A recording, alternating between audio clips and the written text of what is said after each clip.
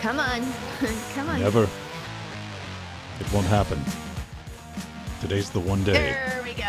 One day There's it the beats. boost. There it is. Yeah. It's Wednesday. That's right, YouTube. That's right, Twitch. You don't get to take a day off. You're going to be infested with us again. Deal with it. Hello, everyone.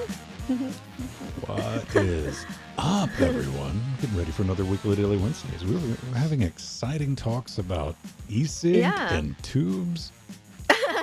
Mm-hmm. Pretty much, yeah. And Jill's Pedro. passionate hatred for Sudoku.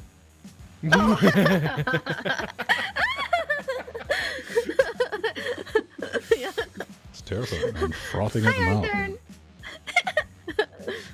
mouth. Yeah, Pedro, so your Hello. mic is essentially the same one as I have, except yours is a condenser and mine's a dynamic. But it's in the same. It was almost the same price. It was in the same. Yeah, they're the bottom of the Yeah. barrel. It's like, Yeah. you want a mic that'll sound all right and Right. not, Yeah, bleed you dry. Yeah. That's why I've been thinking of getting the one that Ven has, or a really nice Shure mic, because that's what I'm used to using. You're also going to have to drive a Shure mic just as hard. Oh, I know, it's no problem. That's easy to fix. Right. Oh, yes. And once again, big thank you to Aldius for the little foamy cover here. Oh, You want some yeah. ASMR? It's like... You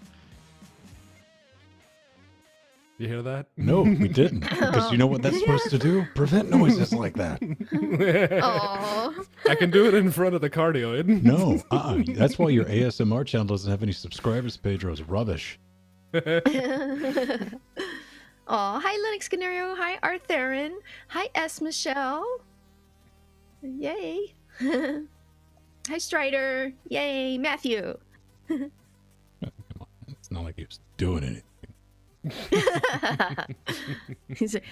he's writing cover letters for resumes to Unity to get their partnership. That was awesome. It was so well done. Oh yes, and today's cup is really cool. It's Everyday Astronaut. We support them. Support Everyday Astronaut on YouTube, and so this is actually Steven's mug. So they're awesome. They're one of our favorite space YouTubers. Poor Jill, she doesn't have enough mugs. She needs to steal her husband's.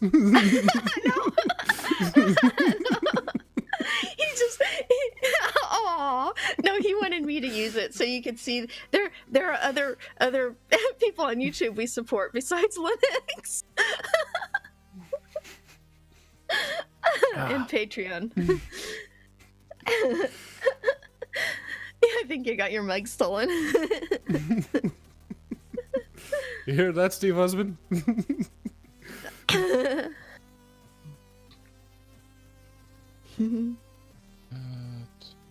We are just getting...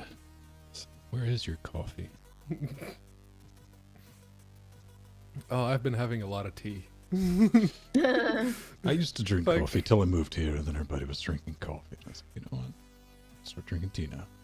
I'm that kind of person. There's got too many people who are doing that thing.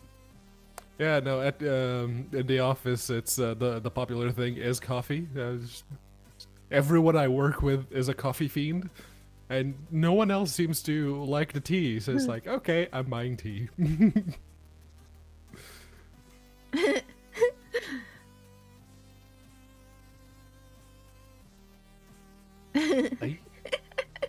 Oh, zero play. Yeah. Well, that's fun. It reminds you of how much of a heathen you are. Every time you start Steam. You're like, That's the thing. It doesn't do it Yeah. with all of the Proton titles. It's just some. listen, it likes to keep things adventurous, Pedro. Why do you hate adventure? But yeah, no, that took them a while. Well, honestly, that makes me feel a little bit better because this is Valve we're talking about. Probably a 40-45% chance that they forgot that they were doing anything with Proton. Like, yeah, we're working on something. Nah. Yeah.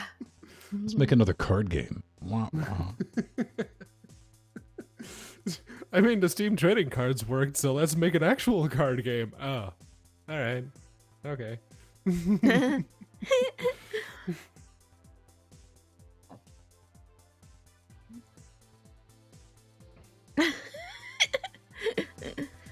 oh, check it out, Docker support. That's what I've been looking for in my Steam client. You can now ship games as Docker images. If you hate yourself, yeah. We should only ship games as snaps. That's kind of defeating the purpose. I keep saying this. It's like I've been told on multiple occasions that snaps are the future. You shut up. If the thing with snaps is the sandboxing, you need to at least pass the video card library to the system. Snaps Yeah. are, You snaps need are to. wonderful for Steam. Just don't have anything on an external drive.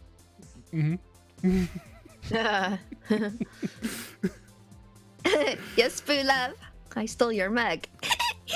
It's like if you want to just containerize a game and put it on Steam, use app images. Those work. Oh, goody! Yay! My brother and my nephew are watching. I'm happy Evan is still here. He's gonna go back to school at Cal State Chico pretty soon. Well, that ended a lot happier than the place my brain went to. Oh. So I was like, oh, Evan's still with us.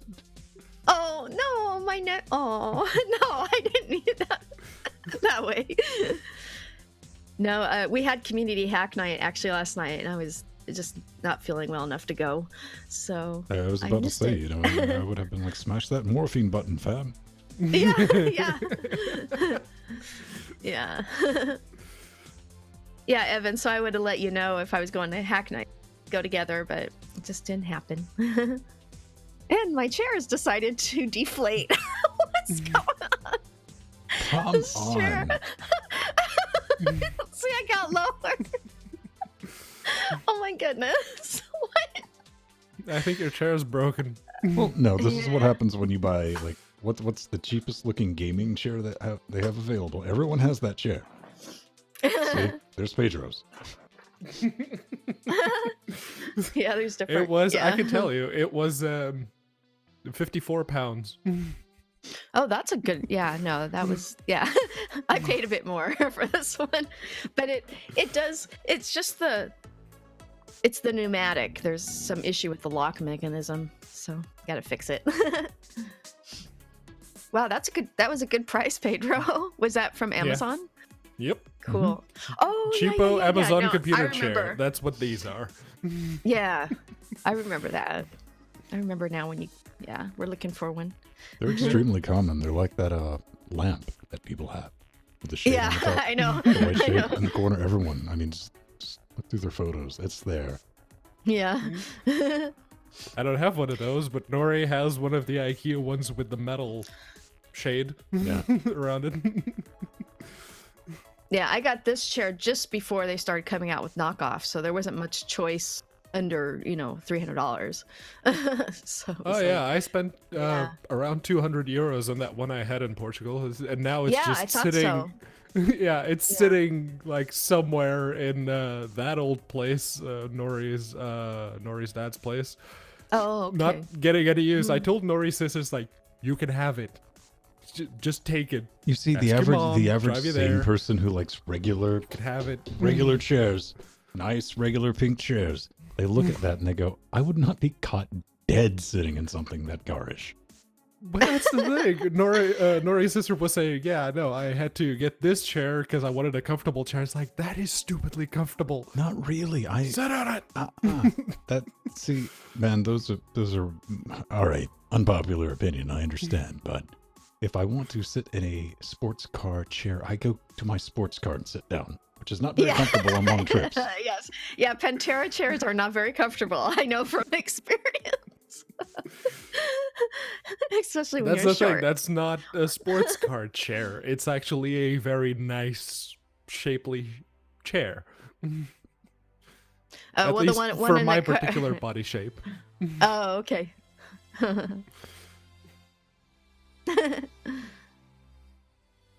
Yeah, I've always wanted that emperor chair, but have no space to put it anywhere.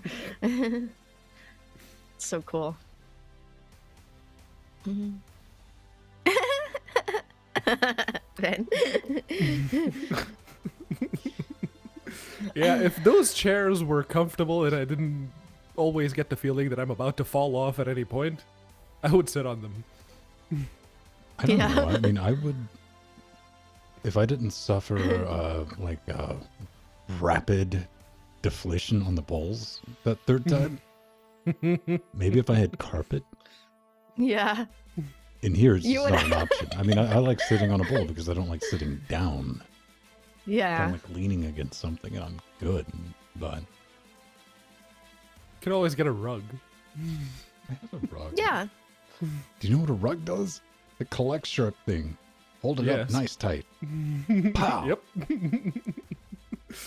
I mean, you know it's going That's to an happen. incentive to keep it clean. Here's the thing. Yeah. It's like, how much leeway do you have on your cord? Not kidding. I would sit on the floor and run that much out. I was like, how much am I going to need when this ball explodes and I don't catch it in time? Got a lot. It's a 10-foot USB 3 cable too, so Right. Do you just leave all 10 Wow. foot flailing about? You don't have it no, it's Meter? hidden. It's hidden. hidden. It's shoved between something. No, it's hidden behind the case. You can't see it because there's the sofa blocking that side of the desk. Mhm. So basically, that's where all the rat's nest of cables are. See, what I was talking about, the organization, if you grab that cable right now and just yank it as hard as you can to put right there.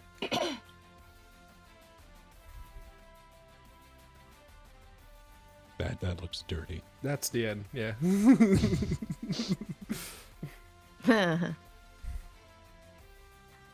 I'm gonna have to scooch it back. I'm gonna have to pull the couch out and just yank it back.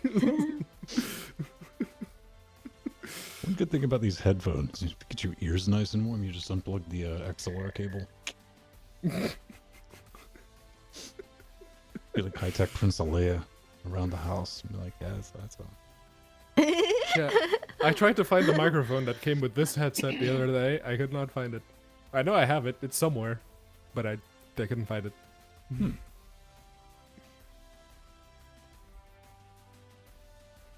Yeah, it's got that little thingy down here. It's also got a volume knob back here. There's Which too much means that- going on, man. Whenever I want to take them off, I have to be careful not to grab the volume knob because that's exactly where my thumb wants to go. Nope.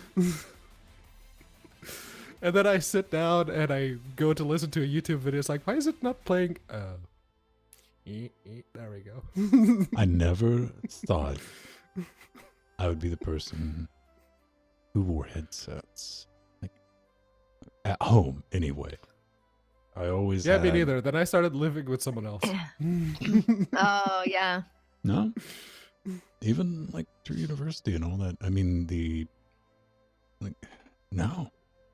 Like, until I started doing this where I had to hear something very closely. I mean, I always had PC speakers, you know, like 5.1 subwoofers. Yeah. And Mhm. I just rock that out. But, yeah, now it's just headphones. Yeah. Well, the speakers are now connected to the TV. Hmm. And yeah. We watched Rogue One because it showed up on UK Netflix the other day. Those are good speakers. Rogue One's watchable. I mean, if you compare it to Solo, it's a brilliant movie. I look forward to Solo coming out on Netflix then. No, you don't, man. I had to power through that. I like some Star Wars. Oof. Even had Woody Harrelson. Yeah, no, the Steam box is now a proper teeny tiny entertainment box that's plugged into a TV. It does its console duties very well, and it looks very pretty.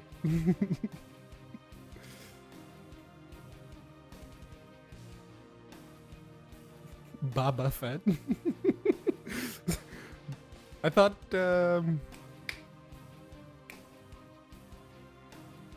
not going to help Keanu you out. You Reeves didn't help me out movie. last time. God damn it! What you know. happens? She goes around beating everyone up. She? John Wick. John Wick. Hey, Jill, just press the wrong button. Actually, Yep. no. That was interesting. Discord crashed when I muted the microphone. Oh, I hope it's not a bug in this new version. So. Oh, there were like 3 updates yesterday. Yeah. I basically just, Zoe was saying that on Discord, and I'm like, okay, I'm not touching that button until the stream is over. Yeah. Huh. Yeah, and it just didn't. Oh, okay. Yeah, I had to download the deb. I downloaded it this morning. Yeah, Debs don't work so well in Solus. Yes. They shouldn't. You can make them work, you just need to basically set up your own script as to how to handle them. Okay. It's like, just copy these folders that are inside the tar, inside the deb, to this location. And then they go, okay. Of course, you don't get any automatic dependencies or anything. Oh, man. I was really hoping we were going to get free sync so Pedro and Jordan could try that out. But, what? We're on version 0.14 and We're on 4.15. 4.15, and, 4.17. That functionality is in 4.17, yeah. Probably So going to have a possibly the next 5.0. release. Well, maybe. Maybe. This is one thing you can say about NVIDIA, though. The day hardware release, drives. Yeah, no, they did good with the 260. It's like, but free sync. Oh man, our NVIDIA was having a nice little meltdown when they on the NVIDIA forum. I put that on the Twitters. Somebody from NVIDIA's like, "Yo, Maxwell and below, not getting it." Mm-hmm. What do you mean my 4.5-year-old video card won't support the? Yeah, like I said, a lot of people with 970s are going to be very upset. If Very. you bought a 970, they physically can't. They do not have the hardware in order to do it. They can do G-Sync, that's the thing. Yes, because the G-Sync module is the piece of hardware it ain't got.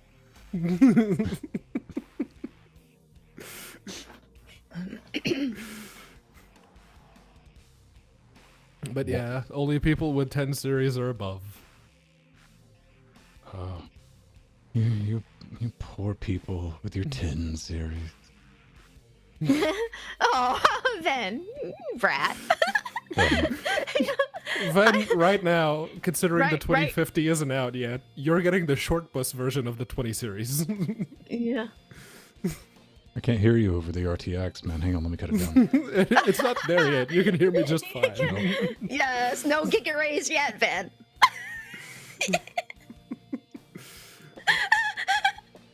Okay, having dedicated tensor cores for the DLSS? Sure. Long as it can play video games as fast as the 980, I'm great. Didn't get it to play video games. Yeah. It can actually play them a bit better than the 980. Yeah. I If you're assume, going by that considering I comparison. Yeah. completely skipped the 10 series generation. Yeah. NVIDIA sold me, man. I mean, I wanted something Yeah. AMD, but AMD. when Yeah. AMD walked out and they're like, $699. And it's like, when's it coming out? Next month. Okay, well, what about Navi? Nope, not even going to mention it. We're just going to stay tuned later this year. I'm like, nah. Yeah.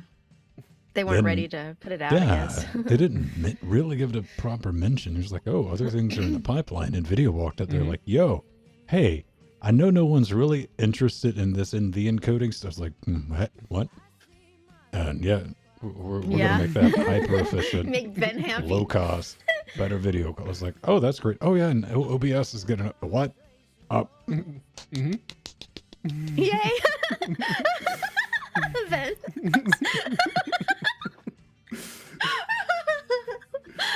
Oh, the announcement when they were showing like that little pre-rendered video with the Radeon 7. I was looking at the power ports and it's like, is that a 5-pin power port? And then they showed it actual, because oh no, it's just got a gap in between the two 8-pin connectors. It's like, oh, all right, cool. It'll be and it has I got the Founders Edition, so it's got the DVI port, which I was like, who needs that? And like, we're gonna need it if I can't get the 980 alongside it. We'll need it. Yeah.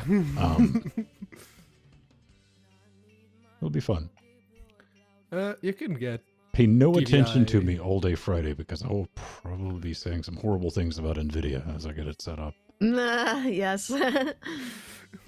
Well, if you already have the drivers, it should just be a matter of swapping it out. Shut up.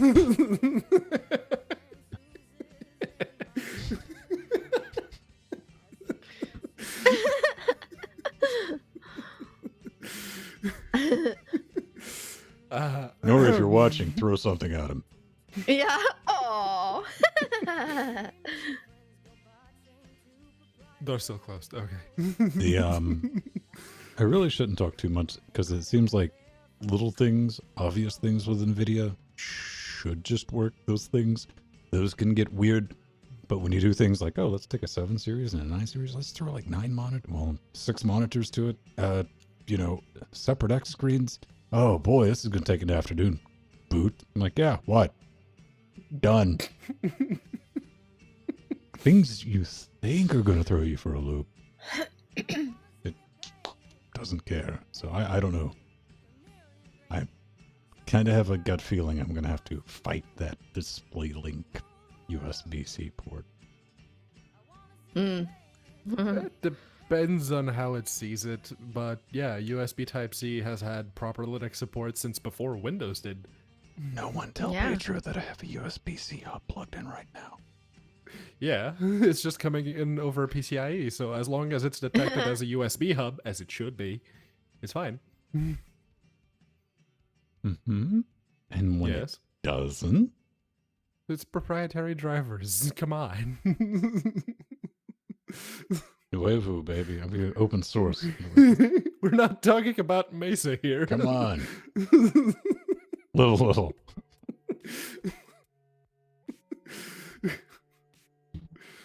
Did you see Empty's favorite YouTuber, Linux Tech Tips, Linus? They did a thing with one of the headless mining cards, right? Oh yeah, the 1061 using it to play games with the hack drivers. Here's what Inquiring Vin wants to know. Do those things have NV encoders on them? Yes. They are a 1060 for all intents and purposes. They just don't have the display outs. Yeah. Because it's all compute. It's supposed to be all compute. So yeah. Somebody find me one of those.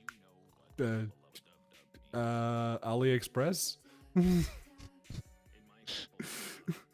That I won't be afraid to plug into the computer. eBay?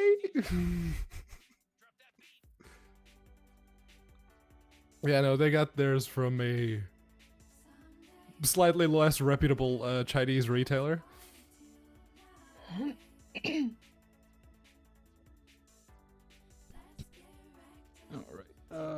I'm gonna make something to drink and get on the road. Okay. I'm gonna go pee. Well, I guess I'll stay here. Oh, I'll entertain the masses. Aw. Our friends. Linux Skinneroo. do. So Linux Skinneroo, how are how have the fiber baboons been treating you?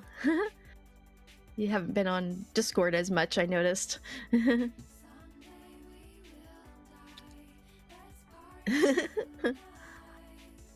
But it's nice that our IRC chat bridge is working once again.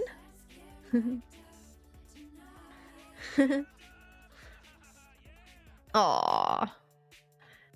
Oh yes, and yes, my nephew Evan. So I'll have to I'll text you and see how long you're here. I thought you were already had left to Cal State Chico, so but I'm happy you're still here. So maybe we could get together after I'm done being sick and vacationing. Steve and I have been doing lots of vacationing. Yeah, you know what, Arthur? And I looked again and I'm still not finding it, and it's driving me up the living wall.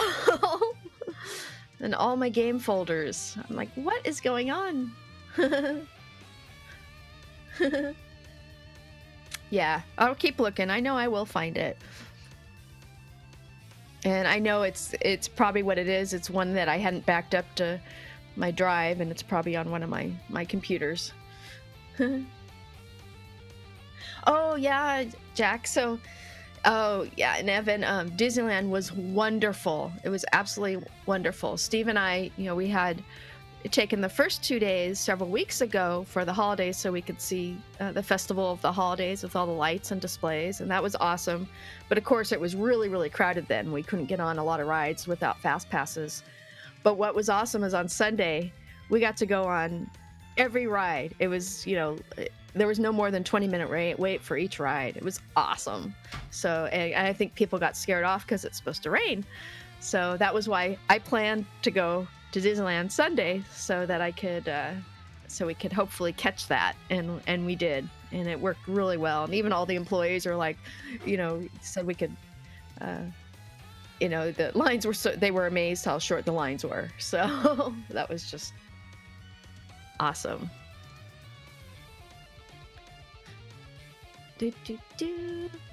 Yeah, and one of my favorite rides is still the Cars Speedway. It's still one of my favorite rides. That, of course, in the Matterhorn. Classic. And Space Mountain, what was really neat is this is the first time I was actually in the front of the car on Space Mountain. So it's a much better and faster coaster on the front car. I always seem to get stuck on the back, so that was really cool.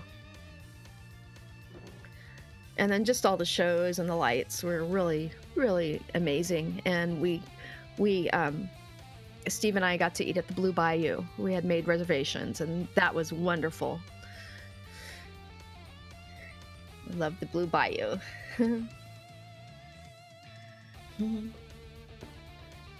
All right.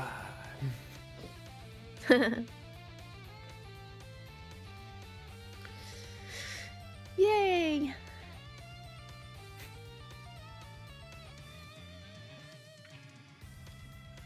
Yes. Wild Pedro appears. Yay, Pedro! Look at me, so wild. Aww.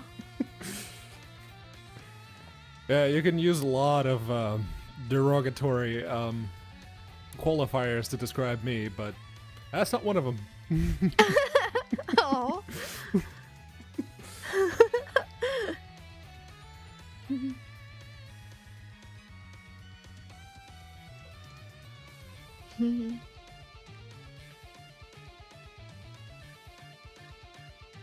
Yay, so Jack, Jelly Bean, when does Evan go back to Chico?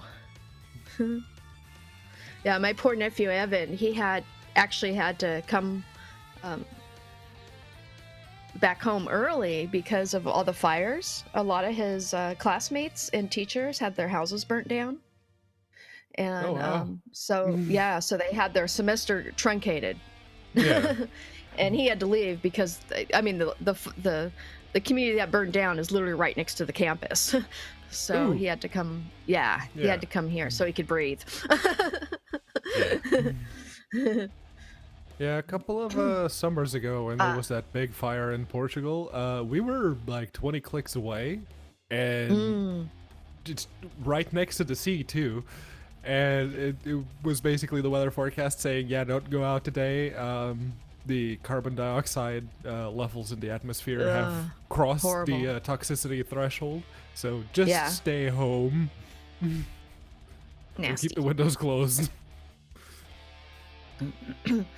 Yeah, so yeah, my nephew Evan had a very interesting last semester. Oh, he goes back the 21st. Okay, good. So I will text you soon, Evan, and maybe we could get together before you leave. That'd be awesome. I want to make sure I'm not going to give you my ick though. That's good. It helps build character. Yeah. It Like does. this morning, I didn't eat breakfast because my stomach was too upset. So. One thing I think a lot of people have noticed is if you go through your friends, the one who's always carrying around like Purell, they're always the sick one. Yeah, they're always this. Yeah. You have an immune system. Use it. Mm-hmm. Jill quietly slides her Purell out of you. Oh no! I don't use it because it makes my hands crack and bleed. So yeah, no, I just use soap and water.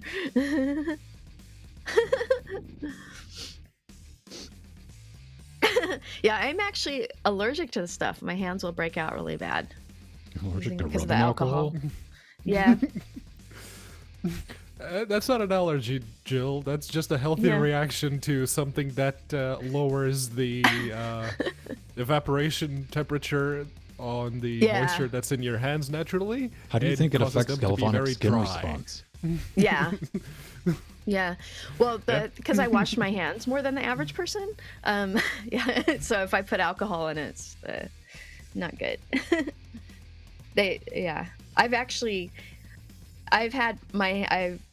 That's one of my OCD issues, of course, and I've washed my hands so much in one day. Sometimes, yeah, I'm admitting this 100 times a day, that I've made my hands infected.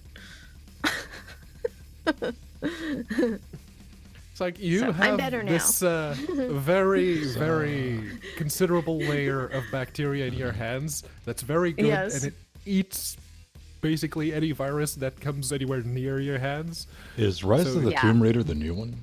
Yes. No, that's Shadow of the Tomb Raider. Thought so. Yeah.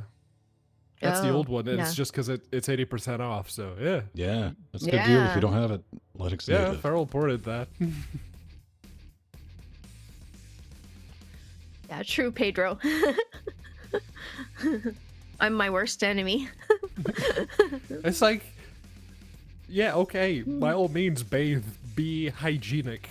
Just don't overdo it.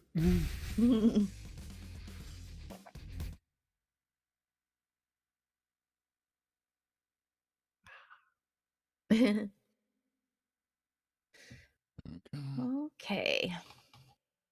Okay, what? Oh, getting ready. Okay, Music got quiet. No. Yeah, well, the music got quiet, so we got quiet. That's the cue. See, ladies and Yeah. gentlemen, you can trade them. It takes a while, but yes. Still got to do the aux outs for the pain buttons.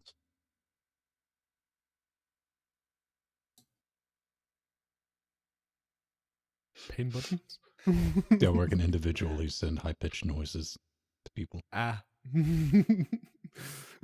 Oh my.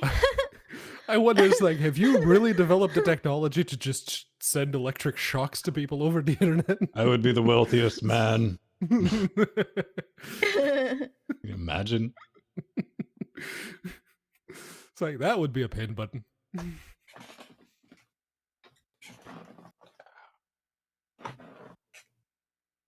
All right. I don't think there's anything Battlefront, Gothic, Warhammer. Graveyard Keeper's supposed to be alright, but that's too much. Alright. Let's get recording going. Yeah. Another recording going. Lancelot and Jill get her squeaks out. Yeah.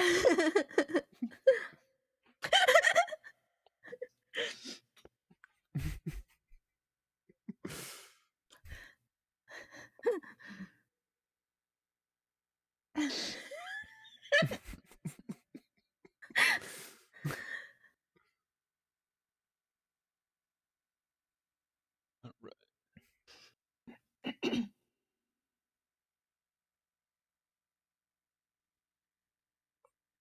And welcome back to Linux Weekly Daily Wednesdays, where we can sit back, relax, take that midweek break, and talk about all the things going on Linux, open source, floss, penguin, soulless.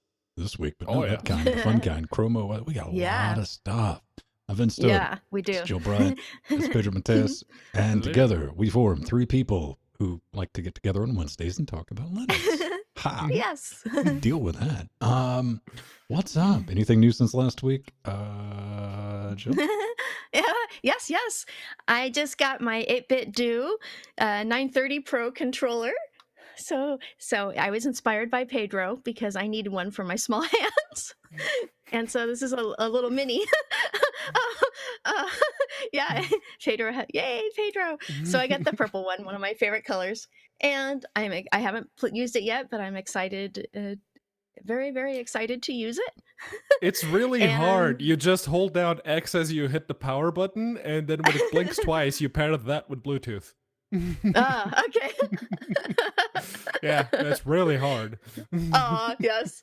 Yeah, I literally just got it before the show started from Amazon. And I also got a mini it's a smaller GameCube controller. So I figured, well, I'll have all of them covered now for small controllers. I understand the 8-bit do, which sounds like a diseased haircut, but the GameCube controller is an interesting choice. Like, I hate controllers. What's more messed up than the N64 controller? Ooh. Yeah. Ooh, get the NVIDIA Shield controller if you want some really massive controllers. No, listen, man, you can go hard mode. You can get an Ouya controller. I still have my Ouya that controller. Way, it can be bad controller, and it'll break. It'll be a bonus soda. Yes. Kind of fun things going on. I stayed up all night into the morning because NVIDIA released the 2060 Founders Edition. Yes. And not having anything to go on, I think it was perfectly valid because with the 10 series, if you weren't there, I mean, it was like an Apple event. Those things just went poof. And I was like, okay, finally, it was like 9 o'clock in the morning. And I don't sleep much anyway. This is not a big deal. Got it. Get to it. And sales tax. Still not over this, NVIDIA. WTF, mate, on that one. You hit me with sales tax. I live in the Americas. These people do not pay sales tax. We're not accustomed to it. And anyway, that's on the way. It'll be here Friday. Stay tuned. Benchmarks. Then you'll know how much RTX on is really worth. I don't know. Pedro, what's up? On Linux, not so much. Well, I'm home this week. I am doing a course on Windows Server 2016. I could tell he was home too. He was in the show notes. I was like, he must be bored out of his skull. Oh, yes. See, there are some things that I genuinely do want to learn because, basically all of the Health Education England servers are running Windows Server, unfortunately. Except for the website ones. Those are on Linux. And so, it's like, okay, I want to learn. I want to get paid more money in not too many years. So let's do that. And it's I was genuinely bored yesterday, and I managed to sort out an issue that's been causing the browsers in my computer to just go, nope, we're having none of that, and just crash randomly. So I fixed that. Awesome. That's fixed. And we were talking in the pre-show. Well, here's the thing, man. I mean, one thing I had to mention was you got off lucky. You fixed it without having to reseat anything on the motherboard. Yes. Yes. It's always good when you can neo dodge Definitely. bullet on that. So, 2019, I think in 2018, right towards the end, we were like, what's going to happen with the Solus project? Well, they decided to tell us. Yes, they did. And apparently it's not going anywhere. In fact, they're doing more of it.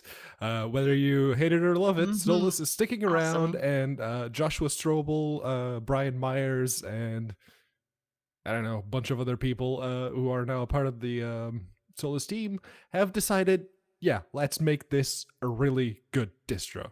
And they're going to start by working on Budgie and getting Budgie 10.5 out and about in a good shape.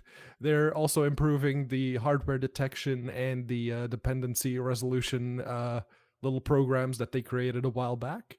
So that's very good to see. They're introducing a new package manager. And of course, I personally, as the person using Solus right now, am very much looking forward to the continued improvement of Solus. And even though I wish they would reconsider the non-inclusion of DKMS, because that one still bugs me. I still have to, basically, I had to set up a little script that after EOPKG runs, it checks to see if there was a kernel update. If it was, it basically just rebuilds all of the DKMS tree against that updated kernel. So basically, I had to do what is something pretty basic that every other distro out there already does, but Solus doesn't because they don't like DKMS apparently.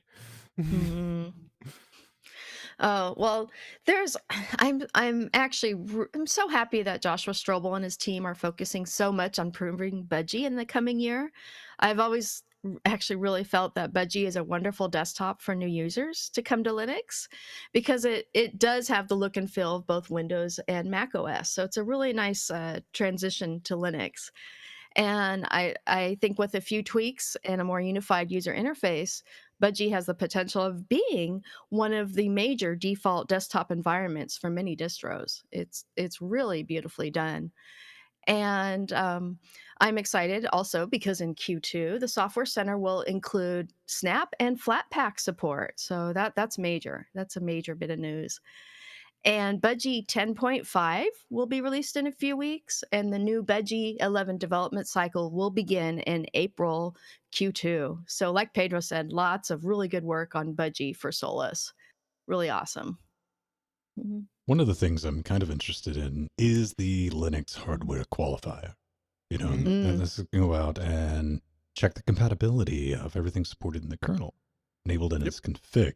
I think that would be a handy tool as someone who likes to feed Linux bizarre hardware and go, Yes, definitely. Yeah, if I'd go shopping online, it's like, oh, that looks like something weird that would totally never work on Linux. And then he gets home and he's like really excited. It's like, yes, I'm going to get to spend like 3 hours trying to get this to work. I've forgotten how many times we're getting a video out of this. Guaranteed. Plug it. All right, never mind. Here's the video. It's working. Plug it in. Yeah. Yeah, no, one of the things that they're doing with the Linux hardware qualifier is also integrated with the firmware update thingy that basically Lenovo and everyone else is already on board with. And yeah, they're going to be integrating it with that. So it's much easier to get that updated firmware if you're on Solus and you're not using GNOME or Budgie. Right on. Up next, we're going to talk about money. Yeah, Oh, yeah. yes. So, yeah, this is an article about inside Ubuntu's financials, and it actually goes into the history of it. But what boils down to is that they're making a profit, which is wonderful. And what was interesting is in March 2018, Red Hat's total annual revenue was 2.9 billion, and Canonical's reported a profit of over 11.1 million.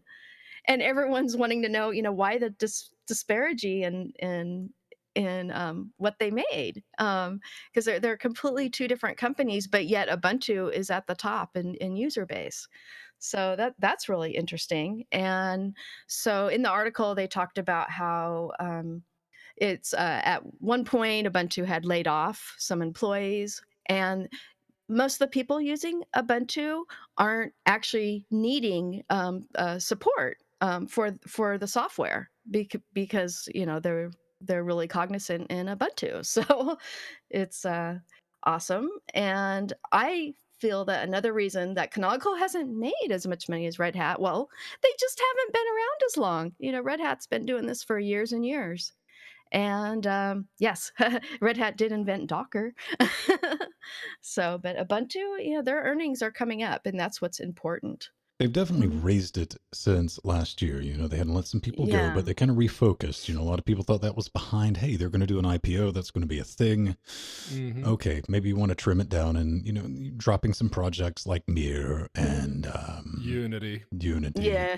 Well, Mir's still in development. But one thing that kind of puzzled me was the author of this particular article seems to kind of go out of his way because he thought like someone in the history of Evers confused that like Canonical and Red Hat play in the same ballpark. They never have. Yeah. They don't. Yeah. You know, you look at Canonical stuff, you're thinking like cloud small stuff, and like IBM, that was another thing. You know, IBM and Red Hat have been hanging out since like 99, 2000. Remember those commercials? Yep. Good news though, profit is up. They're making money. They're marching forward. They're doing good things, and hopefully they're still going to have a little jingle jangle left over to do weird experimental projects. Things like Unity, you know, like even things that I'm like, that's stupid, I don't like it, but it still needs to be done. Yeah, and Yeah.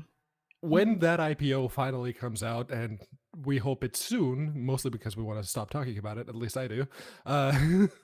It's when it comes out, I hope they do really well because, yeah, like Ven said, I hope they have the money and the resources to actually be able to go out and do something really insane that no one in the community will like, but they will stick to their guns and make it work for like 3 years and then give up on it. Unity too. Well, maybe everyone can sit back and collectively quit speculating when Microsoft will buy them. Yes. Yeah. You know, don't by all means speculate Yeah, away. don't. And Yeah. part of their shorter income or their profit when compared to Red Hat is also when asked, Mark Shuttlesworth said, yeah, not everyone who uses Ubuntu server is paying for support. Yeah, anyone who would be using Ubuntu server in a enterprise environment or something that makes them money, Exactly. they're not going to be paying you for support. They're going to go to Google and figure out what to do because the distro in itself is already so easy to use. Those specific things that you want to do are there on page 1 of Google if you know how to search for it. So, well, you could also yeah, think about, exactly. you know, they're doing that. They have it spooled up in a VM that's running on Red Hat Enterprise Linux. So yeah. yeah, different support call. Anyway, Yeah. it's beautiful. Good on them. Always good Awesome. news. Yay. Hey, let's listen to me complain that they're still trying to transmogrify Chrome OS into something that it shouldn't be. Chrome OS may soon let companies choose their own distro for Linux apps. Okay, stop. Please, please, I beg you, yet again, for another episode. You know, Google, you seem bent on turning this nice little web-based OS, yes, you do, into the 9,000-pound gorilla that is Linux. Or now, in all fairness, even Redmond tried. They'll deny it. Be like, do you remember when They RT? do. They're like, no, it never happened. But It's okay. It doesn't. Chrome OS makes a beautiful, beautiful Aw. piece of business sense simply because power wash. Put it on. That's why schools are adopting it. And it's something that I'd absolutely recommend for a non-tech savvy person because, like, hey, what do you use your computer for? The Facebook. Okay, done. Here, this is what you need. And you can be done with it. This, being able to, pick and choose to this level kind of seems like installing Linux with a bunch of extra steps thrown in. Well, that's the thing. It's still Crostini at its bottom, or as its base. So you don't really have to. You can completely ignore the little terminal app that's in your drawer, or go explore by all means. But you can totally ignore that and keep using it just for your Facebooks. It's just that functionality at this point is basically baked. They can't really make it much better than what they already have there. So they're looking, okay, so what else can we do with this? And as it turns out, Chrome OS does pretty good in running virtualized or basically CH-rooted Linux applications on a Debian base. Or now, with the new thing, it lets sysadmins basically pick, okay, so we're paying for Red Hat support, so we're just going to give out Chromebooks, and instead of using Debian for the Linux apps, the administrative we can side of this, I mean, admins are going to be able to designate. You're going to have complete control. I mean, if you have a managed set of Chromebooks, say in a company or more likely in a school, don't enable this. Yeah, no, just restrict access to the terminal. You don't want to know what kids in school with a lot of time being bored in class will figure out about your Chromebooks. Just saying. Yeah, and there actually isn't any mention from Google yet of this being available to everyone, only device administrators, and that makes sense for the time being. So so they have control over that. And like Pedro was saying in the show notes about Google Linux, they want to, Google has enabled this function because they probably want to put their own version of Linux on these Chromebooks for their own employees. Yep. So that makes sense. And having a baked-in way Yeah. into directly on the operating system instead of just having to spin your own image for the operating system for your own company. It just makes Yeah. things easier, even for Google. So yeah. Exactly. Just get laptops, man. Just get laptops. Okay. One more little thing about Googs, because you know what? When Google's not busy being evil, it kind of does awesome things on occasion. Things like this. They launched an opensource.dev as an introduction to open source. I mean, it does an excellent job explaining what open source is and the benefits it brings without going full metal Stallman on the reader. You can go through it and be like, okay, I get it. I mean, it's something you can hand to somebody in your company and be like, yo, read this out. You know, it doesn't come with flaming katanas. Not everything has to be 100% free, and it makes a business use case for it. And it also links to several projects as well that are currently using open source. I don't think this is much of a fight as it used to be, even as little as, I don't know, 5 or 6 years ago. But yeah, I dig it. You know, just kind of walking through, the history of open source and the legal stuff. A lot of companies can get hung up on that. They're like, what do I have to do? They're like, oh, do you not want to contribute anything back? Yeah, BSD. Hi, Apple. So Yeah. that's the thing. Yeah, well, this is a wonderful resource needed by the community. I mean, this is like the number one question I get from my students and people who want to learn Linux. What is open source, and why is Linux open source? So this is it was a really well done, well done. Actually, kind of a tutorial, really. And really good explanation on what open source is and its history. So that's awesome. We need more understanding of this. Pedro, And we need Yeah, I'm just reading. The only thing you took out of their new web zone was it had circles you could click on. Yeah, I saw little animated circles and I started clicking on them and opening new tabs. But that's basically the bulk of while I was reading this. It's like, oh, they have an interactive explorer. Okay, let's have a look at that. Yeah. Like, oh, this is pretty. Oh, this is nice. Oh, they did that. Yes. Oh, they did that. That was basically like 15 minutes for me. That's all I did. I'm easily amused. Okay, well, if you can take a break from being enthralled by shiny things, tell us about this system D flaw. Oh, yes. So, maybe to vindicate everyone out there that's been trying to say that system D is the devil. That has not taken place in the past week over the internet. Not once. No. Not a single reported case. No gloating.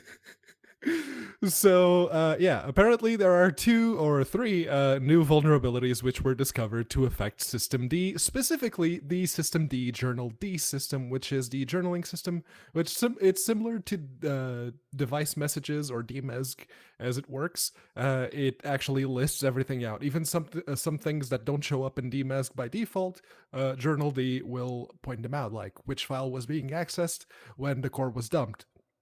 That's actually a very interesting tool to have, but with CV 2018-16864, 16865, and 16866, there was a way to break out of because Journal D, it's a system D process, so it runs with elevated privileges. So you could cause it to crash. And basically just, oh, look, now I have a privileged bash session that's not doing anything. Huh. So, yeah, it's apparently, according to the article, it only allows local unprivileged attackers to get access to this if you have an AMD 64-bit processor. It takes about 70 minutes with their basically little proof of concept script that they wrote. And if you have a 32-bit processor, it's a bit faster. Namely, it takes 10 minutes, but it has to be a local attacker. So it's at that point that I went, right, I'm okay then. Yeah. Yeah, I'm kind of looking at it, man. If you're wondering if you're affected, well, if you're not running SUSE Enterprise 15, Leap 15, Fedora 28, and 29, you are. Those distros were GCC's built with the clash protection, so that's the thing. This requires physical, though, right? Yep. Yeah. Yeah. Pliers. I mean, go. Here's $5. Go buy a wrench. We'll just beat him to death until it tells us the password.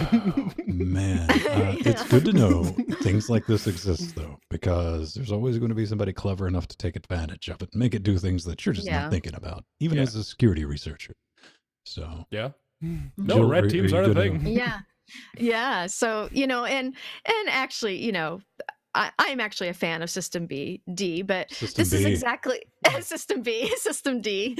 This is exactly why the System D unified init system was not well liked by many in the community in the first place, because of these vulnerabilities and being very much in control of the init system.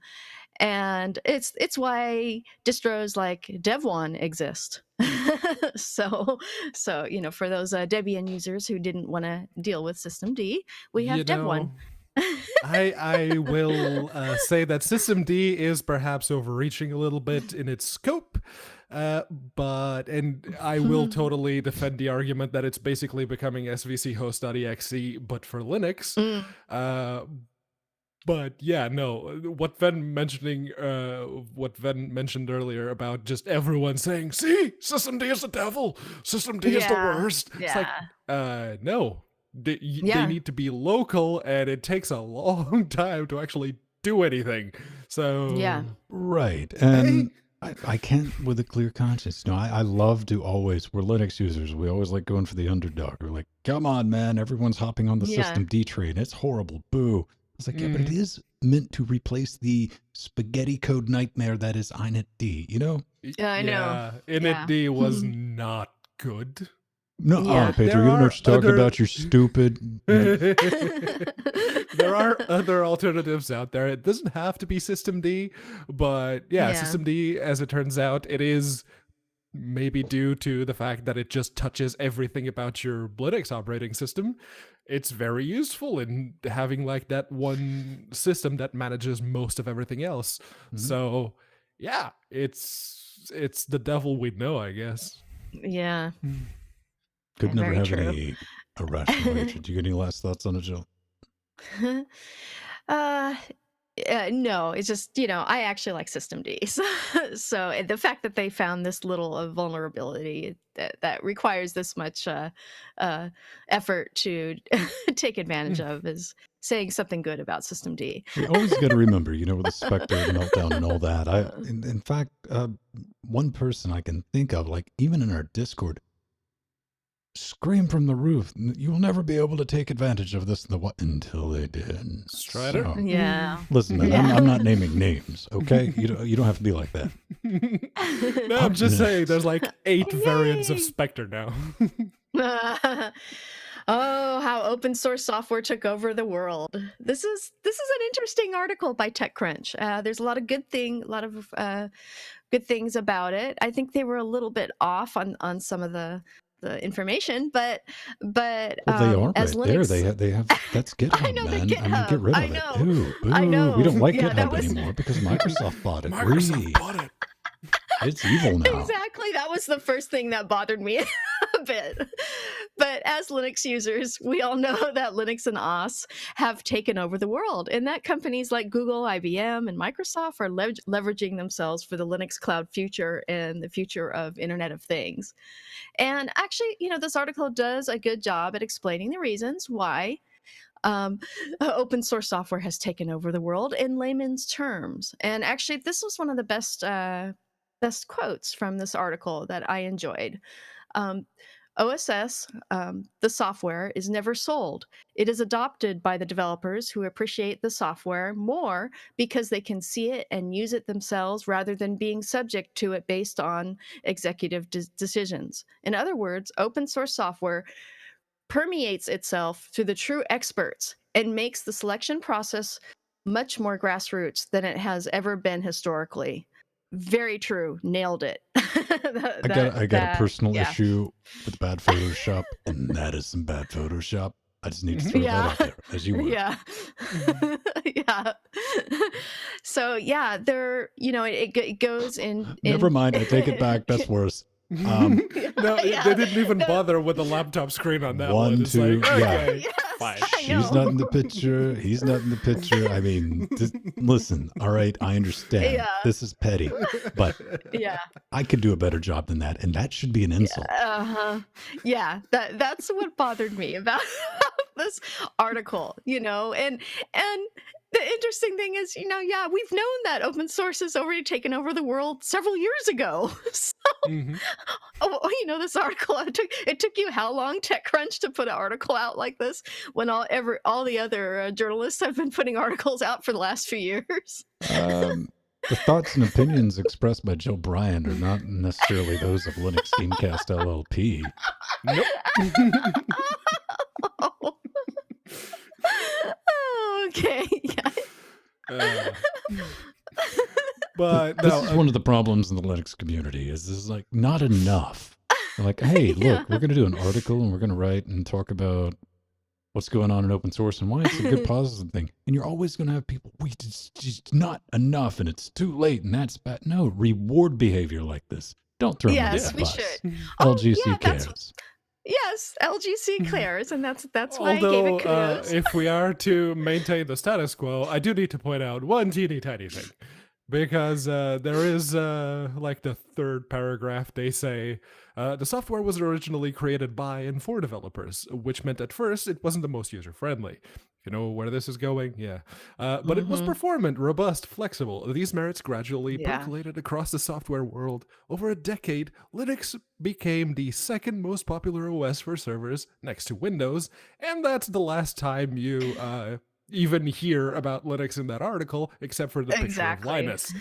And I'm like, yeah, so right now, Linux runs 100% of the world's top 500 most powerful PCs, which, you guessed it, they're servers. And the Linux kernel itself is now market leader, not just on the server side, but for embedded and mobile. So, yes. Hey, wake up! You're just full of hate, Pedro. That's all it is. So yeah, I just wanted to point that out. Hey, ladies and gentlemen, boys and girls, open source gets us brilliant projects like something else. But we're going to talk about nuclear. Is that the wrong word? Nuclear. Popcorn time. As some people say. Right off the bat, I love how it tells you this is a bad idea. It's right at the top of the repo. What is it? You never heard of it. It's a desktop music player focused on streaming from... Sounds like a good deal. What does it do? It pulls streams off YouTube and other places that is very much against their terms of service. And yes, just the icing on the chainsaw on this. Oh, Last FM, a lot of stuff. You guessed it. It looks like Babby's first bad idea. Nope, it's Electron. Electron. That's also another bad Photoshop. This is bad Photoshop day here at Lwdw. Yeah. Oh, 2 in a row. It Look at my MacBook. My MacBook's amazing. All right. Dude, it's Electron. So yeah, this bothers me because you do know this might come as a surprise to you. You can open a browser window and you can separate tabs. So instead of having this browser window open, you could just have another one. Also, don't tie into other services. You're going to get stomped on. I mean, Mhm. it's just coming. This is like we do a gaming show on Saturday. You might not know. Remember when the developers like, hey man, I'm just going to do an open source engine re-implementation of SimCity 2000, but I'm Mhm. going to use all the original art assets, which I don't own. I wonder what could. Oh, what? Oh, EA still has the rights to that, and they Mm-hmm. just sent the cease and desist letter. Oh, Yeah, right. I don't know. Listen, not bad for trying, but I got to be honest. I mean, NPM Yeah. run Yeah, my thing Electron. here is Mm-mm. what's the over and under on the recording industry artists association All right. catching wind of I, this and just Hmm. suing them out of existence? I don't think that's going to be a problem because here's the legal defense. I am not a lawyer. Would be, hey man, I'm just taking the pirated stuff off YouTube, bro. Yeah. It would be the Napster defense, in all fairness. Of It like, is we don't because directly at supply it, or the BitTorrent links. You're like, hey, Yeah. we just have the directions to it. at that point you're still actively promoting the transmission and the reproduction of that pirated material, which is copyrighted material, which doesn't belong to you. So, yeah. Yeah. Well, I actually like this application. So it's actually similar to the look and feel of the Ray YouTube music player for the web and That's desktop. another questionable one. Yes, I like and use that we talked about in we've talked about here on LWW. But it does actually have Nuclear has an excellent music genre search function with artist suggestions, which was very well done, very well implemented, and it doesn't have a Google Drive playlist backup like Ray does, but it will let you save your YouTube playlist nonetheless, and it even has support for Spotify. don't I mean, as an end user, you don't have anything. I mean, if you want to install this, whatever, go for it. Yeah. But yeah, I think Arthur Edmonds like, yo, I'm surprised. Man, I was going to take the Pepsi challenge on this thing being up by showtime. Yeah. Hey, Intraware, they got some new hotness, man. Oh, yes, Yes. they do. Pretty big one. Mhm. This comes from Softpedia. All of this is going to be in our show notes. Go check that nonsense out. If I can find my gerbil, there it is. UK-based computer manufacturer. That's right. You can't get these in the States. Well, I guess you could if you hate money. Mm-hmm. They've launched their Hades, which is their latest and most powerful workstation with a Ubuntu Linux, and you can get any CPU in this that you want as long as it's the Threadripper. Everything from the 1900 up to the 29. Any WX, don't get that one. Oh, by all means, get it. See Run those 64 options. threads. Hey man, my favorite thing, and I'm not picking on them at all. I own this case. The old Yeah. box of business is genuinely 100% in this exact case. I couldn't find a picture of the inside, so 99.8% with a Firewire header on it, though. That's one of the reasons. It's not bad looking, and Mhm. checking the price on it, Pedro, I thought it was reasonable-ish. Yeah, Yeah. it's that's one of the things about all of Introware's hardware, even the Kratos. When when I wrote the review on that, it's up on linuxgamecast.com. You can go have a look at it. Yeah, no, the price for that very same laptop's configuration was pretty much on par with the other Windows variants being sold out there.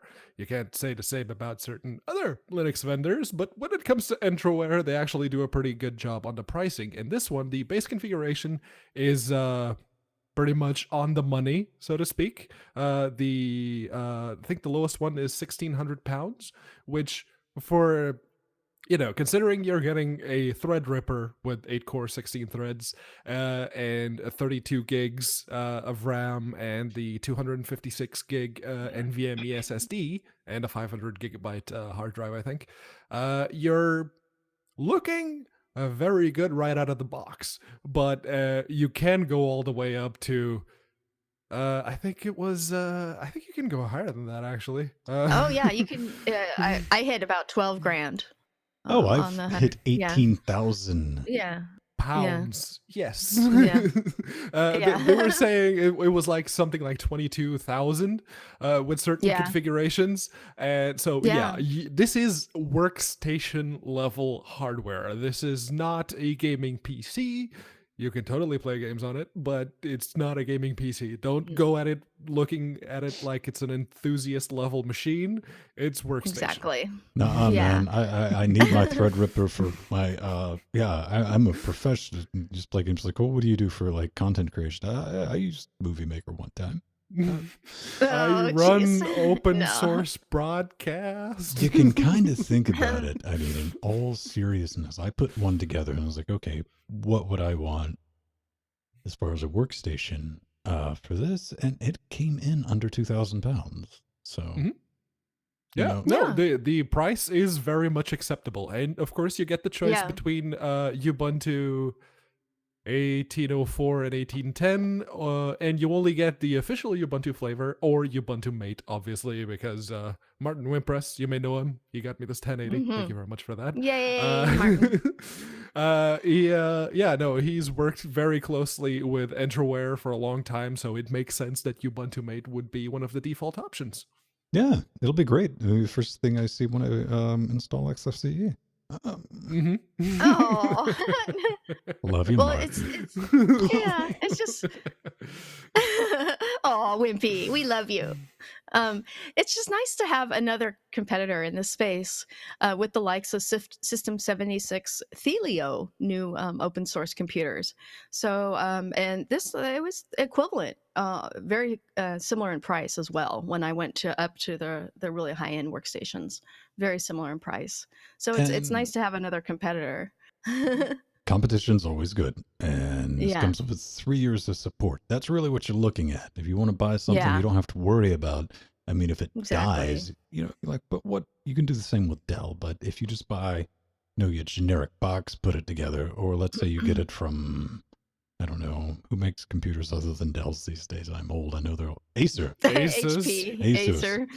Yeah, and you're like, yo, man, this thing broke. You better install Windows back on it before you ship it to them. Lenovo. Lenovo.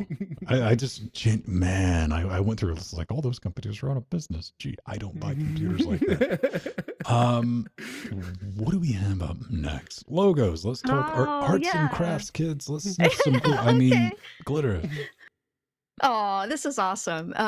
Now Fedora has decided they're going to change their logo again. They haven't found the perfect logo yet, and working on a new one. And they have 2 designs that you can choose from, and they'd like the community to give them feedback on this. Not necessarily, able to vote on which design becomes final, but they would like some feedback. And I've noticed this actually over the years, that their F in their logo can be mistaken as Facebook's F, and of course they don't want that. Or I have Ninja several or Ninja Star. I have several Fedora T-shirts from the Southern California Linux I Expo, thought you were going and to say you had several Ninja Stars. That's going to be impressed. no, no. And lots of stickers on my cabinet over here, Fedora, and even the original Fedora core. And I'm wearing the, actually not to be mistaken, the Fedora, their implementation of CoreOS. That's the shirt I have on right now. But yeah, I actually, when I was looking at the 2 candidates on the bottom of the article, I preferred candidate 1. Because candidate 2 visually has so much more negative space, and I felt candidate 1 was more cohesive. And I like here Pedro did his own version of the logo. Yeah, don't look at my GIMP shoot thingy a little too hard. It looks absolutely diseased. Ladies and gentlemen, boys and girls, I would like to give you a weekly, daily, Wednesdays exclusive. From the mind that brought you such things as a purple mic holder or blue one. Blue. We give you Fedora. Yeah. So here's my argument behind that. See, Renaming the project, okay, do tell girlfriend. no, because they were saying it's like, oh yeah, our logo as it is, there's way too much negative space above the name Fedora and below where the logo actually Was is. this before and after you decided you didn't like the way it was spelled? No. And that's the thing. Their logo, the actual teeny tiny little icon, if you mirror it, it looks exactly the same shape as the A that they have in that font. So it's like, Yes. okay, put that over the A. There we go. It still reads Fedora. It just has the stupid little F thingy in the middle. So yeah, no, if you wanted to get rid of the negative space, you could have just done that. But no, they seem to want to completely redesign the thing. So yeah, I'm totally with Jill on this one. Just go with candidate number one. That seems to be Yes. the most simplistic and I think better conveys everything that you want it to. Like most people, I kind of walked out, looked at this, and said, Fedora has a logo. Huh? Yeah. I 100%. I get it. I mean, there are people who can tell the difference between like the first and the most recent logo. I'm not these people. Oh yeah. Not at all. It's like it's that weird F looking thing, right? Got it. Is it a hot dog? Because if it was a hot dog, maybe you'd have my attention. But one thing I do like is like something that has been bugging them for a while. I'm glad to see them change. Is the font?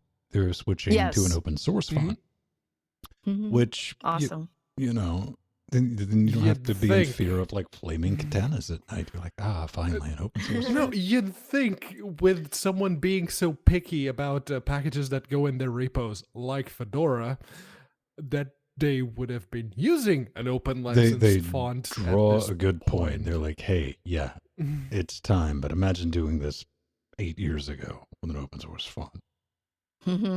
Deja Vu Sans is always looked You see, you acceptable. suffer the same thing I do. You see, you wouldn't notice the font either. No? Is it in the general consensus of the shape of an F? I'm like, all right, we're good. Next. It's like, I can read that. That's legible. Cool. People pay attention. People obsess about Yes, these I things. do. And yes, I do. I hate to break it to you. 90% of the people putting Fedora on are going to be doing it on a headless box, and they're never going to see it. So I have a laptop with Fedora. that's because you're a It's monster, actually- Pedro. You are a monster. It's actually got a really nice 12.5-inch IPS screen to it, 1080p. It's really Yeah. nice. Speaking of really nice, let's talk about all the beautiful, lovely, nice people making this show possible. Our experiment in freeware. It's a pretty interesting business model. Yay. We're like, hey, we're going to do something. And if you like it, you know, no mattress ads. That was rule number one when we started doing this. And if you like it, consider maybe kicking us like 4 quarters a week. That'd be brilliant because if we could add all those up and we could take expensive trips to, I don't know, where can we go? Scale? We can go to Scale. We could send our Canadian to Scale. We can also Yes. pay for hosting and all the other fun stuff that we get to do. And you can make that possible by heading over to our support page if you like. If not, whatevs, man. Enjoy the show. We hope you enjoy it. We got Patreon, Amazon affiliate links. Everybody shopping through those. You're awesome. That really adds up. We got a wish list. Stay away from, unless you want to get that money. Don't get the motherboard. No. I'm actually serious. That is not me being coy. Wait. If that disappears, it's because I had to buy it because I just bought a video card, which you guys helped out with. Guys and gals, we got the humble, we got magic internet money. Nope, pretend you didn't see that. And 112 There it is. It's the awesome. first one. No. I will mail it to you because you want to install it. You'll have fun with it. If you join us on Patreon, you're going to get access to this like unlocked, but we don't put things behind paywalls. It's like time delayed. You'll get early access, usually 3 to 5 days early, or uncut episodes. You get a custom RSS feed where if you like listening to us talk in the pre and post show, we have over 100 episodes of our meeting that we do every Saturday, just kind of production meeting, what's going on. And with Discord access, you can jump into the audio only room while we were recording that live and participate. But yeah, we get to do a bunch of fun things like every Friday we take this studio, which should be used for smart things and educational, and we use it to play video games. Yeah. Yes. It's kind of fun, and we invite you to come and enjoy us. Hopefully this Friday, depending if things align, we're going to be doing our first rerun. Not even a rerun. We're continuation of Meet the Freemans, where we're going to do, if you Yeah. like Half-Life 2, there's a way to do that in multiplayer. So we're going to get, I think maybe 6 together. I'll let everyone know. I'll know by like Friday what's going to go down, because I have like 20 seconds to rip everything apart, try to shove that card in, move cards around, Oh yeah. and test. It might not happen. Yes, the new Guaranteed toy. next week. Hey, Pedro, you brought everybody copyright strikes. I mean, you played something yesterday. Yeah.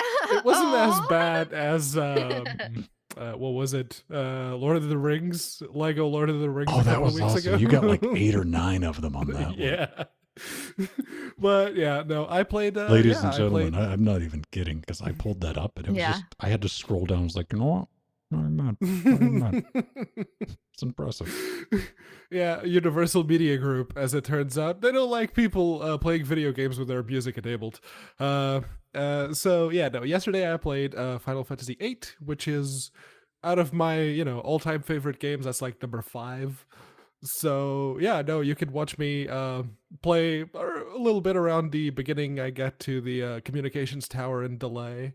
So yeah, go watch that. It was It's, kind of fun because the music group hit it. Then I downloaded the video. I was like, okay, it was like 4 minutes. I'm going to chop this out. I chopped it out, re-uploaded it. Then Squeenix hit it. I was like, you know what?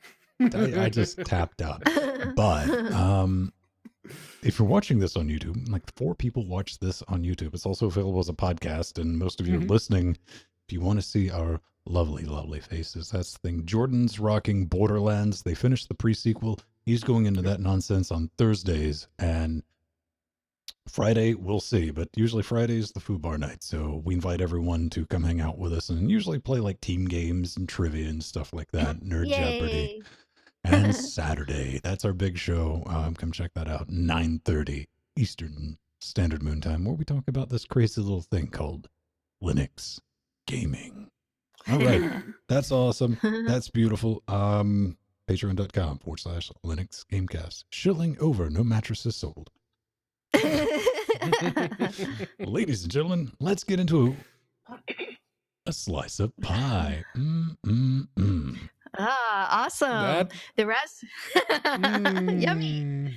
That dark well, chocolate, though. It's kind of creepy looking, Ben, but it works. I'm kind of creepy looking, and I also work. Thank you very much.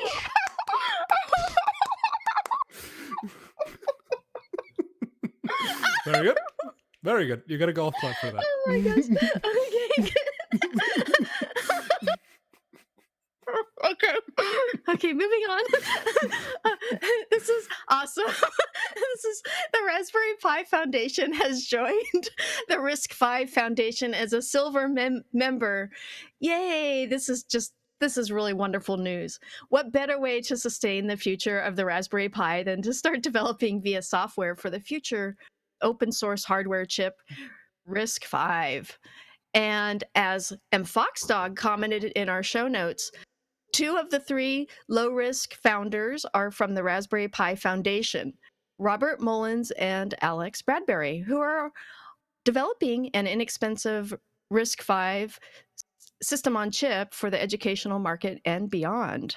So, this is nice. There's a connection between the Raspberry Pi Foundation and people who are actually working on RISC-V hardware. So that's really, really wonderful. And I was very excited about this. Yeah, it's good news. And I don't think anybody said, well, this will never happen. It was like, when's this going to happen?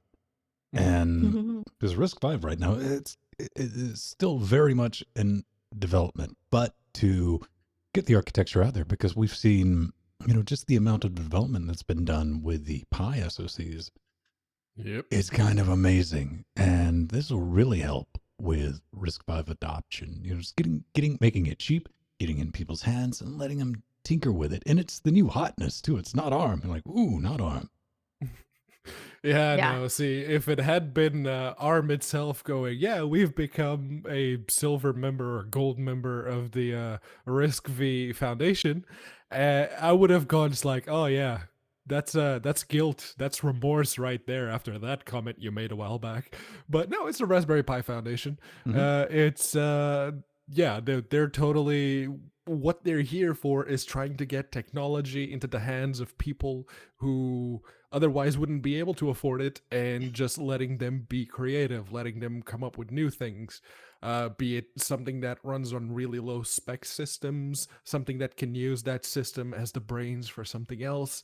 It's, yeah, and Risk Yeah. V is very much in line with that, except on the price, because Risk V right now is stupidly expensive. It's a little more than about True Fitty, unfortunately. Yeah, even the Yeah. motherboard, it's just like, We'll see. I mean, it's still very much dev kit pricing at the moment. Yeah. But barring an asteroid or something else, they'll eventually come down in price. All right. Yes.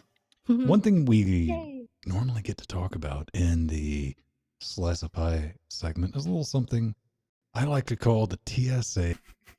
Yeah, it's my one thing would be to like have that keyboard that they have that it pulls out and it goes out to the left. Yeah, that needs to be on a pivot or a rotation point that you can just swing it around the back and rotate it to the other side.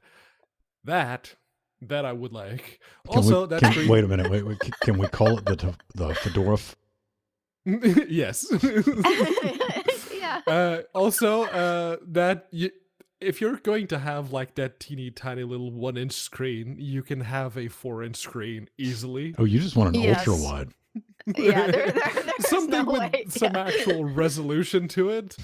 And Yeah. maybe, start with one of these low profile mice that's about as thick as my finger. Listen, man, this is just a testament to man's arrogance. I love it. Okay, what's inside of this? This is a Pi ZW Bluetooth mini Yeah. keyboard, and it's just a wired mouse, a LiPo charger, 500 milliamps, and a 1.5, not even a 2, 1.5 OLED Yeah. LCD. This is from Electronic Grenade on YouTube, and they do say that everything needed to make this will be coming up.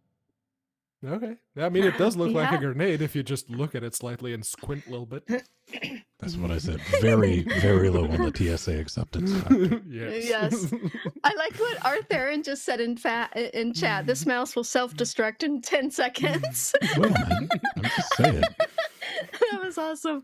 But what was fun going through the videos, the creator said he was inspired by the self-contained computers that run in keyboards, which are really cool, and found that no one had tried a full computer running in a mouse that he could There's find. probably a reason for that. Yeah, thus the computer mouse was born. Yes. All right. Hey, maybe you know something that hasn't been born yet, but hey, Linux open source related, and you're like, you need to talk about this, or maybe we got something wrong. Far slimmer chance maybe we got something right, and you want to be like, hey, you got this right. But maybe you want to give us a well, actually, because we got something half right, when that happens. Or you want to tell us about your project. Maybe you have something cool and neat coming up. The best way to do that, Pedro, is carrier pigeon. Yeah, just make sure to include a video of yourself on the flash drive that you're attaching to the pigeon's leg. Or if you, don't happen to be, I don't know, a breeder for disease-carrying Pigeonist. birds. Maybe you're that not Mike fly- Tyson. No. I'm certainly not. The best way to get in touch with us would probably be to go to linuxgamecast.com, hitting a completely a button that no one would ever assume that the contact form would be hidden under, which is the contact button. And make sure you don't pick LWDW because that's this show. And if you do, then chances are we're going to have to read your question. Oh, kudos, you got that right. Or you guys are idiots. Go away. This week, ladies and gentlemen, we got a question. And it's a real brain scratcher. Someone who actually watches. Not Yeah. not event. Okay, NVMe migration. I googled the Google, Giggity, and zilch. Can I move would that be I don't know, grammar Nazi. An NVMe drive from one system to another, question mark. Will it boot? What about UFIs? Mint is the only thing installed on the drive. Thanks. Yeah. Yes. Yes is the answer to that. It's there's really there is no license, there is no hardware validation, there is no DRM, there are no copy protections, there's nothing on Linux that would stop you from doing that. The only thing that would prevent it from booting, well, the only two things, I guess, that would prevent it from booting is if the motherboard that you're swapping it into doesn't support NVMe. If it only supports M.2 SATA, then yeah, sorry, that's not going to work. Or one of those systems has a newish NVIDIA card and it won't work with the open source drivers, at which point you need to either remove from the old system the drivers or install the drivers beforehand before moving it to the new system. That's it. Those are the only two caveats. True that. Secure. He doesn't mention secure boot, but you should just disable that. That's just best practice nowadays because that's been broken and it hasn't been updated. Okay, you heard it from Pedro. You just remove the NVMe drive, put it in a different system, another motherboard, hit the power button, you're done. On most, especially with Mint. Here comes the disclaimers, ladies and gentlemen. No. On most systems, that is exactly what will happen. All right. It will just work. Define most. Anything that's come out in the past 5 years. Mm-hmm. Yeah. All right. That's by definition. Solving problems, getting things done. You know, Yes. I'm going to be 100% with you is I don't even bother. I mean, I get everything backed up in my home directory. I nuke. And pave, yeah. Yeah, if you have a separate partition for home, then you can just use the partition that you had for. Remember, kids, if you're installing Ubuntu, step one, manual partition, because it doesn't give you a home partition for reasons. Always. Yeah. Yeah, Fedora at least gets that right. Yeah, Fedora's great about that. All right, that's the thing. That's brilliant. We're going to bounce out of here. Jill, do you recommend migrations? How do you migrate? Do you just, what? I honestly also nuke and pave as well, but there have been times where I've needed to, transfer SSDs from one system to another, and it works the same as NVMEs, so or hard drives. Just Linux in general is just so flexible. It you can move it around different computers and what's no problems. Windows like? Oh God, horrible. It's absolutely horrific. Horrific. I think I've only had it successfully be able to transfer one drive to another computer once, and that was with Windows XP. So yeah, and if you have BitLocker enabled and you have it set to automatically unlock the encryption as you're booting, I hope you know the number to your IT tech support person, because that's not going to work, and you're going to have to recover that very quickly if you want to use your computer. Like this little XPS right here. Did Dell send us a check I don't know about? No, I already showed an Acer here. Come on. Oh, we love Sputnik. Wait, hang on. Maybe you can if I... There. Now, there's the Dell commercial. It's horrible. It's kind of brilliant. All right, we're going to get out of here, roll some credits, and that's another way we get to thank you. Check it out. Hey, man, just close your eyes if you're scared. You're like, I support this train wreck. It's kind of brilliant. We'll see you next week. Yay! We love you, chat room. Oh, yeah. Oh, and thank you, Artherin, for the article on Fedora's logo. That was awesome. Yeah, I had missed that, so I'm glad you found that one. Fedorf.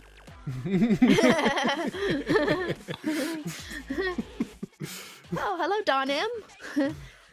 And hello to all our beautiful patrons. Hello, we just finished a show, Jill. It's a little late. I know. We need to start a new show. We need to do several LWWs in a row. Okay, here's a Patreon goal. Jill does a 24-hour marathon of Linux news. Yes. Oh, that would be cool, actually. Oh God, it'd probably be crazy too, but I'd probably enjoy doing it. We'll see you next week. Okay. Bye bye. We love you, chat room.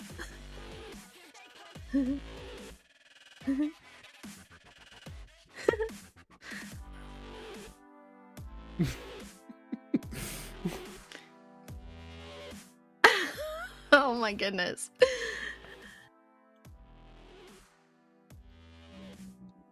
Dawn. See, would you, if you have something to post that Veronix wrote about, you grab the source and post that instead. That's just good practice. No, Pedro, I want to go to a website to click to go to the news. And, self-referencing and echo chambering aside, yeah. Hey, man, listen, Don's just trying to help. Thanks for looking out for us. We've already got that in the notes, but Yes. that is appreciated. You gotta it could be something we don't have, Pedro. You don't have to be like, oh. But you can read. It's like Steam January 2018 Linux update. It's in the URL. See? Pedro's just a drama queen. Ignore him. Yeah. I'm just saying, if you hit the last link on that post, that's the source article. That's the one we care about. Right? This is a very legit. If it's a Veronix article, good luck finding the link to the source, though. Yes. It's like, because if there's 10 links, there will be there'll be one source, but there'll be 9 links back to different things that are just more Veronix. Veronix is not the only one guilty of doing this. No. Oh, I remember playing that game while I only listened to Linux Gamecasts. Which was, let's find the nuts Veronix. How many clicks does source. it take to find it? Now, who was it? I don't think it was like the Register or some other site that I got irritated at, because it's not that big a deal if you're on desktop because you can mouse over. But if you're on mobile, that's where the game gets interesting. Like the third or fourth time. You're like, oh. You just end up Googling it to find it.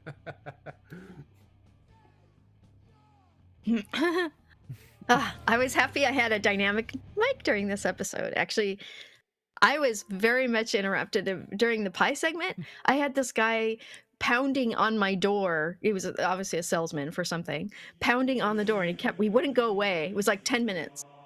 I can hear you in there.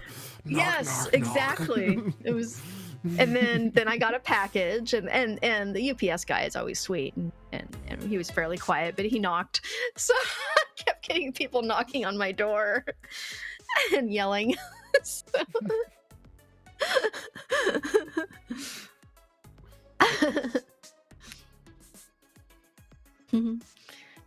Yeah, pounding it was right. I was a little nervous when the guy was pounding on my door, yelling, and it's because he was hearing me. So, see, Arthur, like, and Jill doesn't watch Jim Sterling.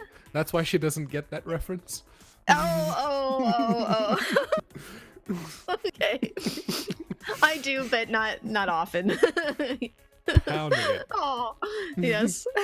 Pounding it. Yes.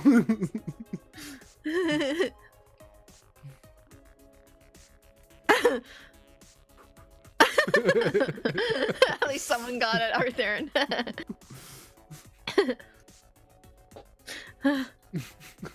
Eat slap. At least he's not twirling it.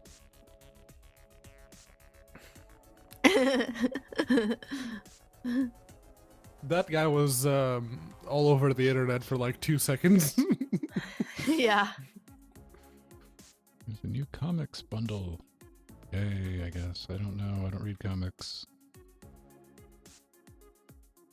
Nothing against comics. It's just don't read them.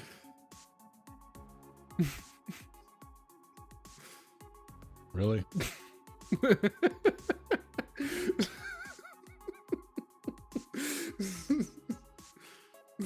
Oh. Oh my gosh.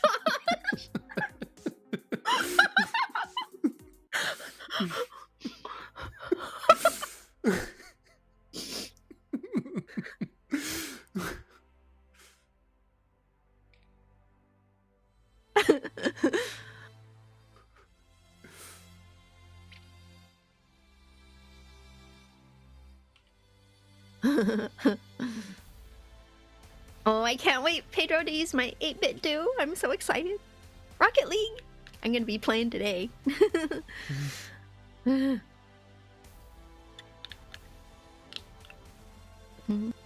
It's actually a really nice controller.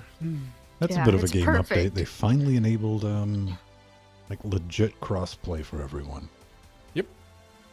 Except for PlayStation Microsoft. 4 now can play with everyone else, and Xbox One finally is allowed to play with people on PC. That's pretty good. How do they differentiate between?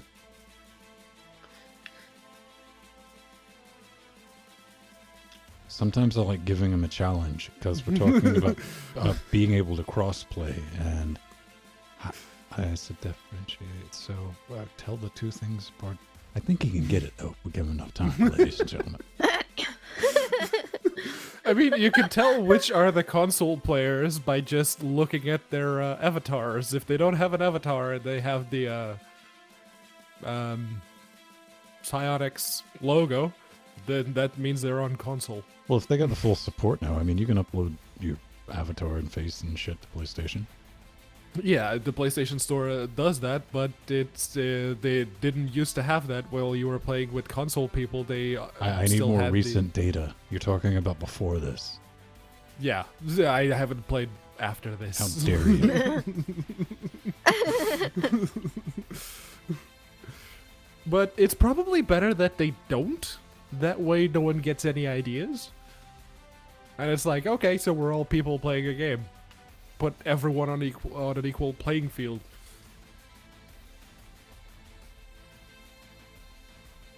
No, it's maybe I'll let you know that it's a console because there's like a much higher percentage of chance that you're going to be dealing with a turnkey kid that plays Rocket League for 8 to 12 hours a day. I mean, there's already a chance you'll run into those on PC, so...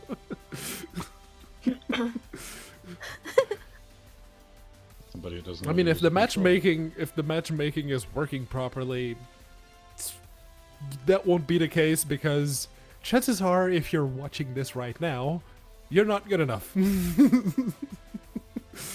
You don't spend 8 or 9 hours a day as your job, basically, playing rocket cars. I don't know. I don't have a problem with anybody spending that much time. Like, they're spending all their time playing the video game, trying to get good. And I'm like, yeah, but would you be saying that if they were like trying to become a professional athlete?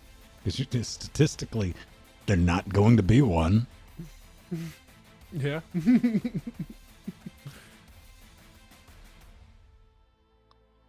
It's video games is a very precise sport. Let's go with that. It's one that requires reflexes on top of Unlike more actual so- sports, man, any clumso can play more those. so right? than many other sports. What? Yeah. I mean, if you're I don't know, you're like a 100-meter. Pedro's adverse to exercise too, so I Yes, understand where he's coming from. He's like, no, bro, it takes more skill. And No, I'm not saying it takes more skill. I think it's more on the reflexes than something like running. fencing. Yes. Yes, fencing is one of the examples that does not. Any contact sport. Yep. It's like playing a video Well, game with dire it physical depends. consequences. It adds a little extra something, don't you think, Pedro? When you're like, oh, I if I would cock actually this be up, I get totally- pummeled, stabbed. I would actually possibly enjoy that. Yeah, Steve Husband. See what happens? You just go for a little bit and come back, and all heck breaks loose. Oh, Steve's here. Hey, Steve. No, that's a what do they call it in anime? It's not a PlayStation. It's a Pally station or a PAL station. You gotta quit watching that knockoff anime. Oh no, every single anime that comes out nowadays has got like, oh, that's McDonald's, but it's not an M, it's a W. And it's called like Whack-Donald's or It's something. called McDowell's.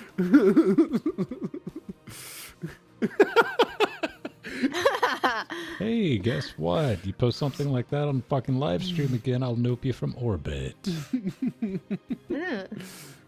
Delete that, Arthur, Oh. and delete that. Yeah.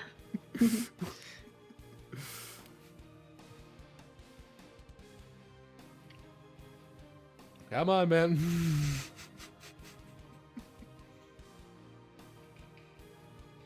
No? Alright, I'll do it. There we go. It was very funny, but not live. Especially not on Wednesdays. Right?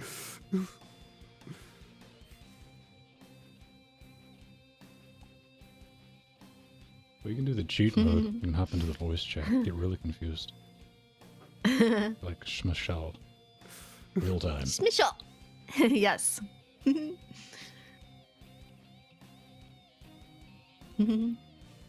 Yeah, no, Jill, if you really enjoy the teeny tiny little buttons and the fact that all the bumpers and the triggers are right there, you don't even Yeah. need to move your fingers.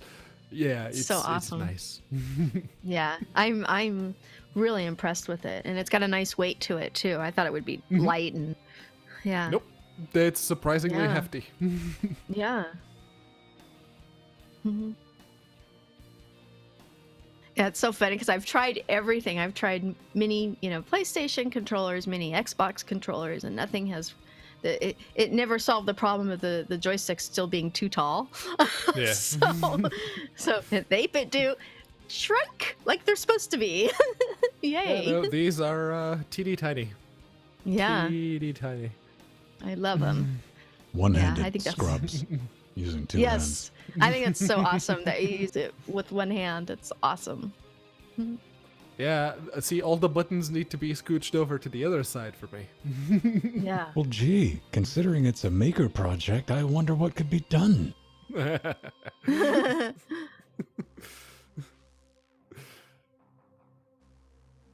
Yeah, no, I like the idea of having like your little lump at the bottom of your thumb. Just use that for one of the analog sticks and use Well, you your put the analog thumb for stick other on one. on his butt, along Yeah. with the left trigger, so you can just roll it around. I mean, I'm just so excited. It's the same size as my SNES, and I'm like, my favorite controller. I like gamepads for games that are meant to be played with a gamepad. I mean, if Yeah, it's built yeah. into the DNA of we expect people to use controllers to play this, well, Yeah. you can play it. Like, here's the thing: when I'm playing Tomb Raider, playing through Tomb Raider, it's like, okay, this thing's meant to be played with a controller, obviously. Yeah, But I but would it get plays to well. the point to where anytime I had to like shoot someone and it was like a hairy situation where I wasn't like derping around with a thumbstick trying to aim, it's not there. I'm like, Yeah. screw this. I would hold down the button, grab my gerbil, and it was like I had the Game Shark plugged in. I was like, done. All right, next Ah. segment. Yeah, that's- no, see, that's for a good way Tomb to do it. Raider, for Tomb Raider, I'll totally play with a I keyboard. felt guilty doing it. Yeah. Though. I mean, I was like, no, this is supposed to be more difficult because it was not difficult. If I was playing Tomb Raider with a keyboard and mouse, I was just murking everyone. Yeah. Yeah. I mean, the game was not for 30 years of first-person shooters and that muscle memory. Exactly. That's been my problem. Yeah, part of it, and then just yeah. Got to remember I that just- Ryzen CPUs were bad until Strider got one. Yeah. Now they're cool. I just want everybody to make sure they know that now. It's cool to have a Ryzen. Oh, Zipper, that one thing that uses one thread. Yes. It's very slow. Hey, what do we think about Unity going, what? Come on, guys. We just playing. Yeah. Unity going, all right, okay, stop shouting. We changed things and now it's like Epic does. It's You're using a certain version, you're bound by whatever the end user license agreement was at that point. Well, I mean, the whole thing with Improbable using the distributed system, they're like, okay, they can do that. Jeez. So, I for one, yeah, and it's an Epic-ish TOS update to where, like, if you're on an LTS, that version, it won't retroactively change everything. Yep. And, you know, I'll say this again Saturday. Thank you, Epic. Yeah, you know, Linux deliberate non-mentioning aside from Epic. This has nothing to do with the Linux anything. I mean, if it wasn't for a very, very viable alternative existing to Unity, this wouldn't have happened. Yeah. This was, and plus, you got Sweeney going within 24 hours, dragging 5 Improbable hours. It took out. him 5 hours. Going, hey, these guys are coming over to our system now because we got this fun set up. And like, oh, wait. Yeah, and the Improbable guys were like, oh, wait, Epic is just willing to fork out 25 million to help us with this? Okay, Well, they had here's that the fun source set up. code. They had the fun set up before that. They didn't pull that part together, but they were like, ooh, we got somebody. Let's do this. Yeah, it's like, oh, so here's the source code to the little framework that we use to make Unity games, like, multiplayable.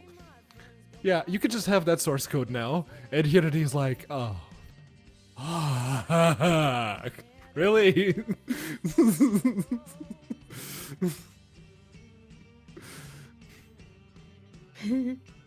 No. For all their flaws. Listen, no, we got to deal with the real facts that Ryzen's, when they first came out, were ludicrously overpriced. That's why everyone continued to buy Intel CPUs. Right?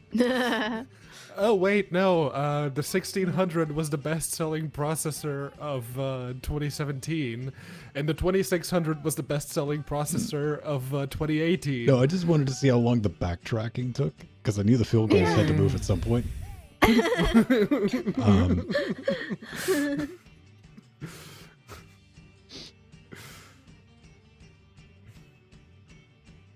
Yeah.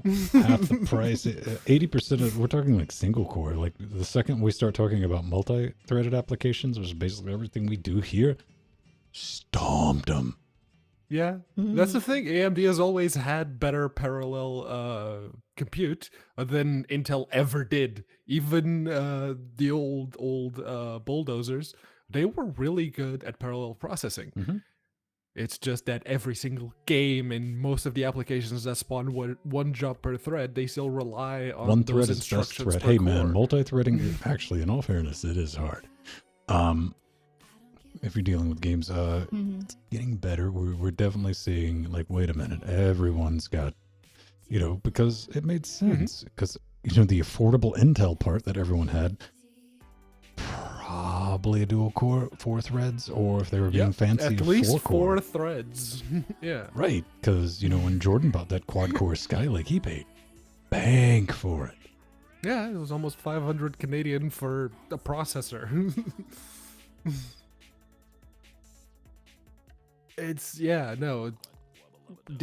1600s and the 1700s, they came out, they basically dominated everything that was even remotely close to that price range. We are dangerously close to rolling back the time to like Thunderbird 2000, 2001 in that era, because Intel really doesn't have a good answer. I mean, if the chiplet 7nm stuff rolls out and it's everything is promised, Intel was not ready for that. And on top of that, Intel has now hit a bit of a snag because they weren't expecting on being stuck on 14nm for this long, and now they don't have enough. 10nm just around the corner, bro.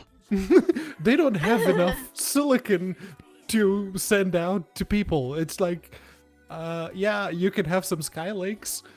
We have Skylakes. You can have those. I think what really Intel did not count for, because they're like, all right, you know, listen, when you have that much dominance, the consumer stuff, the Ryzens and all that, They're like, okay, mid-range stuff, Threadripper, like, ooh, okay. I don't think they were set up for Epic walking in, though. Yes. Yeah. Enterprise is looking, wait a second, so I can get just better performance all around for less money. Well, Enterprise kind of looked at Epic and they're like, wait a minute, so let's see if these things explode, eat our cat, and say a negative remark about our mother on their way out of the building. And they didn't. No. So now they're like, all right, get a couple of these.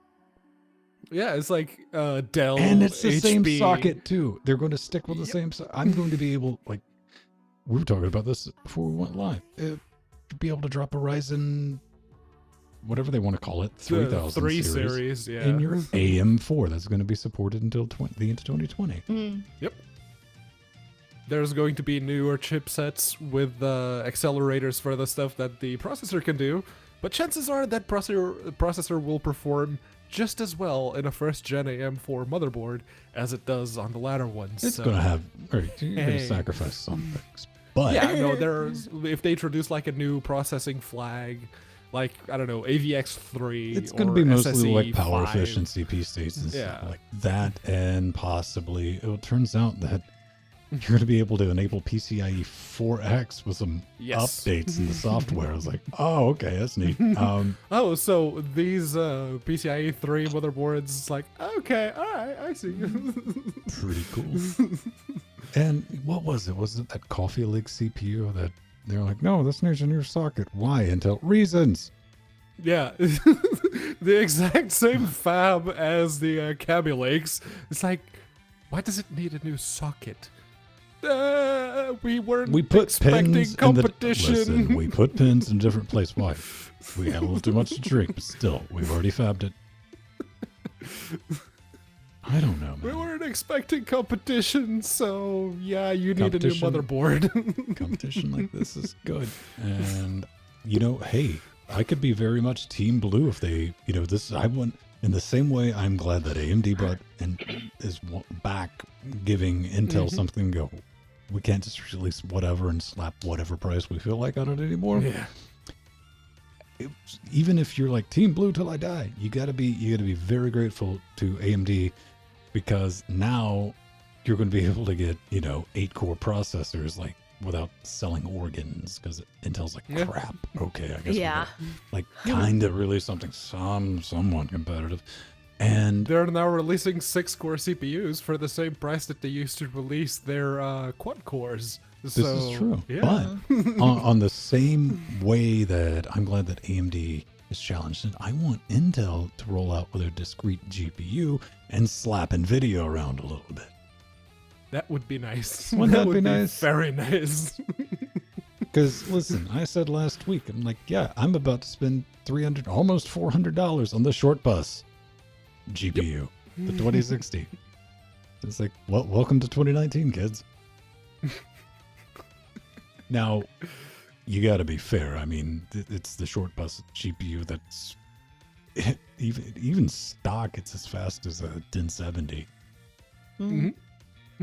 Bone stock and overclocked. It basically does what a 1080 does. But I understand that, man. That's still a lot to pay for the. Yeah, you're basically paying 970 prices. However, if you bought a 1070, you have not that you need it, but you absolutely have my permission to be irate and also try to find the receipt. Man, I would genuinely be a little bit grumpy if what's the 1070 go for right now? 1070 is around 350. 300.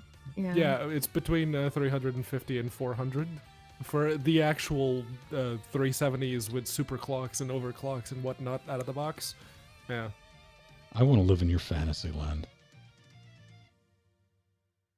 Okay, maybe I'm thinking pounds. There you go. There's a nice stripped down one. $349. Oh, how funny they went up actually. No, that's why I went to Amazon in the first place, Joe, because that's more than the price. Yeah. Founders Edition, almost $500. That seems a bit much. Yeah. So, but let's put it on the one that it actually can kind of trade blows with. It's just flat faster than a 1070. It's the 1070 same Ti. price. Yeah, $500. $600 for the founders. Jesus. Wow. Yeah, no, you can get the gigabyte one for 400. That's what you should be looking at. Or the Twin Frozer from MSI. I wanted the MSI, just because no other reason than like for the past half decade, I've just bought MSIs. I haven't had a problem with them. Yeah. But except for the fan on the 980, Jesus, MSI. That's going to get replaced. But they didn't have the DVI ports, which I didn't want to be in a situation where I had a dingle dongle hanging out of the back of it in case this other idea doesn't work. And it didn't have the USB-C on it. Yeah. And the one for the DVIs, you can sort of work around that. You can just get a cable that's like DisplayPort at one end. Here's DVI the at thing, Brad. All the other, if you look at all the ones that are not F Founders Editions, you get a display. You get 2 display ports and an HDMI port. I'm like, what? At least the Founder Edition has like 4. Yeah. Plus, it's got the virtual link, whatever that thing is. Mm-hmm. Yeah, no. And NVIDIA is only locking, I think it's 4 monitors per consumer grade GPU, so... Mm-hmm. Yeah.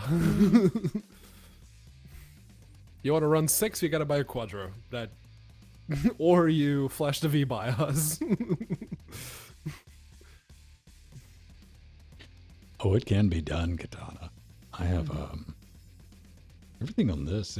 I have this show note monitor, which is like an ultra wide, I guess, but a little ultra wide.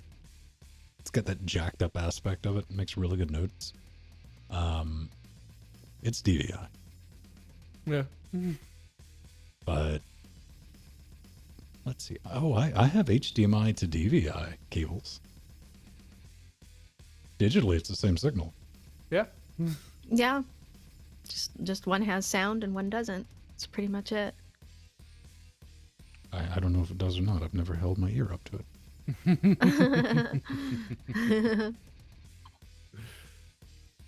Yeah, the only problem with this 1080 is coil whine. It's very much there in certain games. I'd shoot myself while playing in traffic. I'd shoot myself if I coil whine. That's the thing. If it was like, there's always coil whine, even if you plug in. I'm glad like everything in your life's going so well that this is a problem.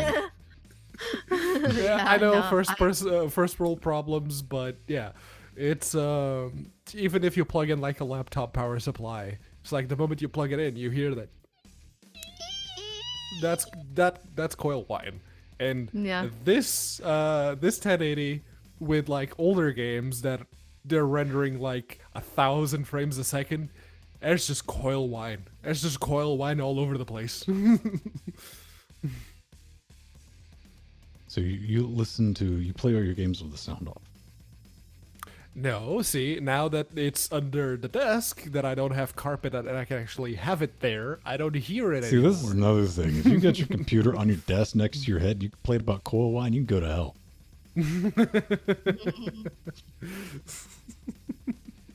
All right. Yeah, no, it's down there now, and when I have the headset on, it's like, yeah, no, can't hear it. It's like, wow, I moved it away from my face.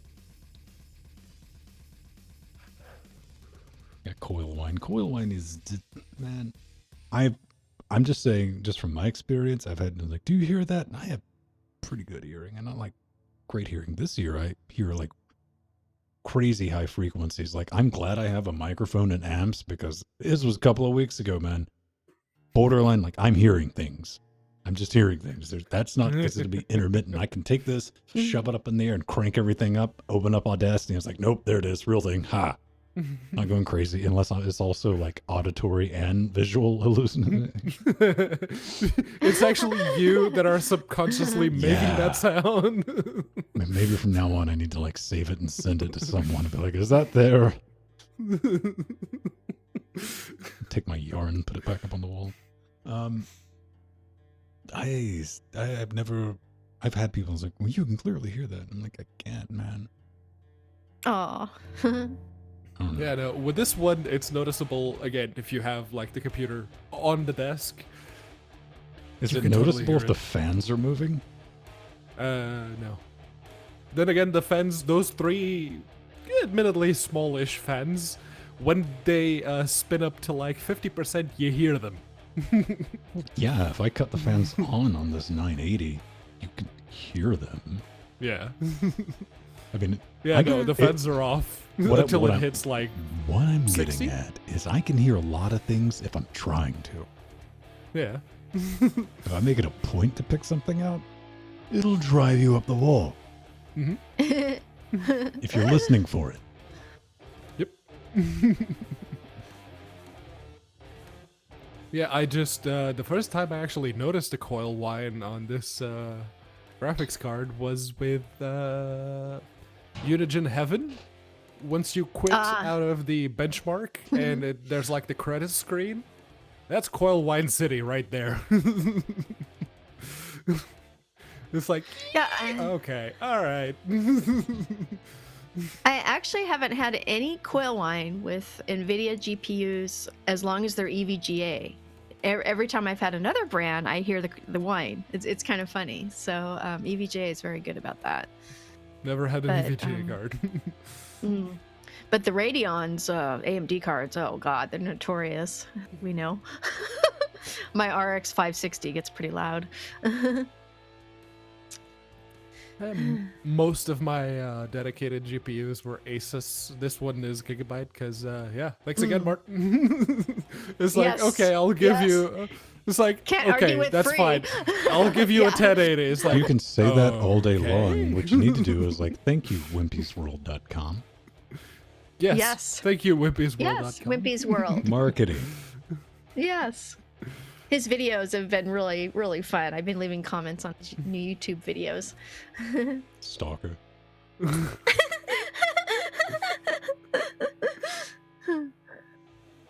Yeah, no, it's Katana. like, We okay, probably have the same. If it's free, I'm not going to ask for like the stupidly expensive ones. What's the cheapest 1080? Okay, Gigabyte.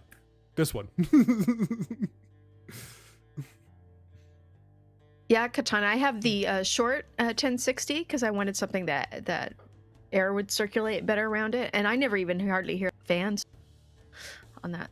It's very quiet, even with the case off.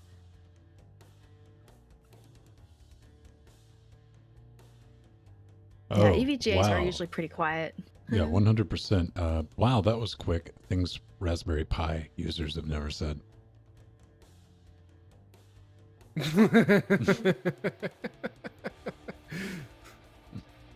Yeah, go ahead and try to build a LibreOffice on a Raspberry Pi.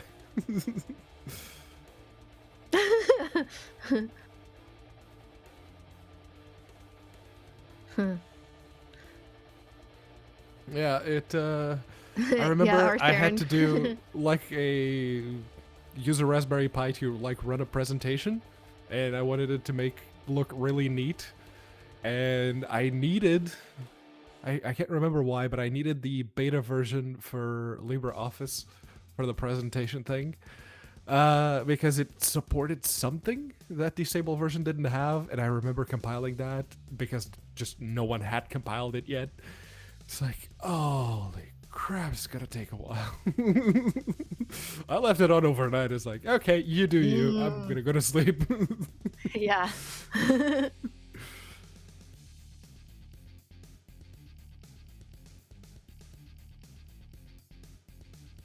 Yeah, this one, it's right here. It's in the drawer, and I still haven't used it. Aww. A little The late plus. A. I still have to go grab one. I keep forgetting. Yeah. And I have the micro SD that goes with it. which is Aw. a one of these with the 2 rows of contacts there. Ah, That yeah, it can actually write at like 200 megabytes per second, which for an SD Nice. card is very, very good. Eat it. No. Raspberry. Put it Yeah. up your nose. So yeah, 64 gigs of Toshiba. Pretty good flash, this one, actually. Awesome. I have a 256 gig in the camcorder because I found a Yeah. place to put it. I didn't really have anything. Yeah. You know, you just buy an SD card because you don't have a decent sized one laying around. You'll need it. I was like, I know. Yeah. I can put it in this camera, which I did Yep. use that when I recorded the Fire tablet thing. I didn't do it over HDMI. I just recorded. Ah. That's neat. Yeah. True story. Oh man, USB 2 on that thing, by the way. Takes a minute to get 10 gigs over USB 2. Yeah, Oh, as yeah. it turns out, USB 2 has a maximum throughput of like 30-something megabytes per second. Okay, in So- real world, it maxes out at 10. Yeah. Yeah, because when the file's larger, it slows down, is it? Yeah. See, this teeny tiny little USB stick can actually do 21 megabytes per second reliably. Look at a little PNY thumb drive that's USB 3.1. That thing just like, ooh, Yeah. that's nice. Yeah. I have my SanDisk thumb drive somewhere.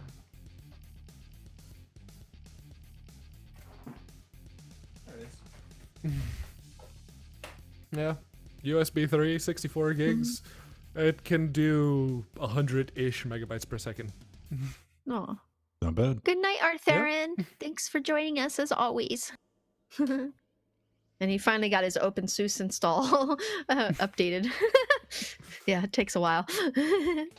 USB 3 micro SD. I don't think that exists. Oh. SDH. What is it? XC. XC. No, wait.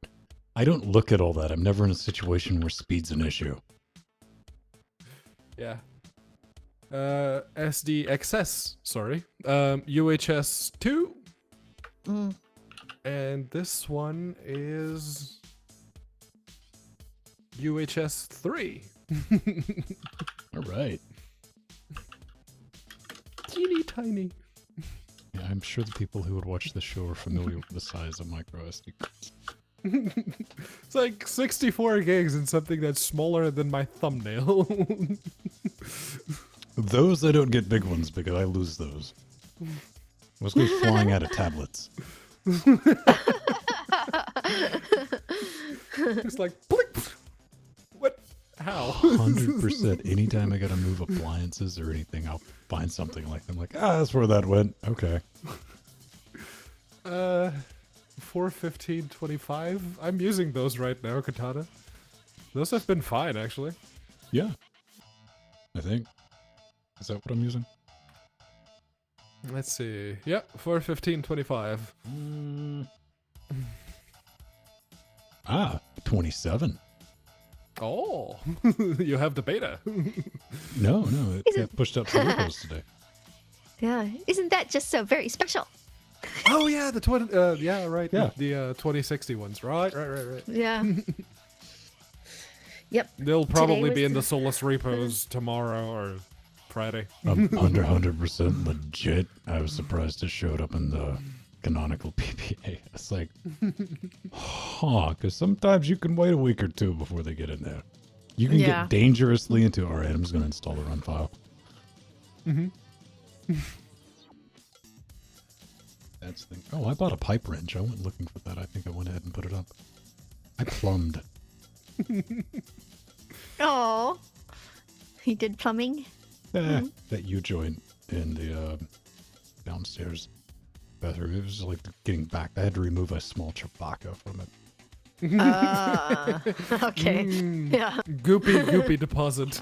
Yeah, man.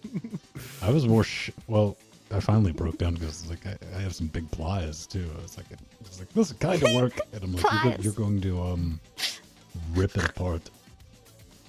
So I went to Home Depot and bought a pipe. I didn't get the big pipe. I really wanted to buy like one of those big jacked up pipes. That's probably not even going to fit that little thing. I was like, yeah, come on. Yeah, you can probably fit it. You just can't swing it. This could be like pipe wrench, home defense, and I bought a regular one. Took it out. Yeah, 27 is the one with the 2060 support. Yeah. There is a connection. That's going to be a thing. Hopefully all that works nice and smooth. Holy crap, it's already 10:17. Yeah, I need to go think about dinner. You gotta go think about it. Yeah. I just looked at the clock. Damn. Aww. Poor Nori. So, Nori I'll has perished. You're gonna find her just famished, Aw. dead on the bed, Yes. no food. Like, all right, so I'll see everyone on Saturday. Bye. Bye, Pedro. Have a good night. Mhm. it's adorable.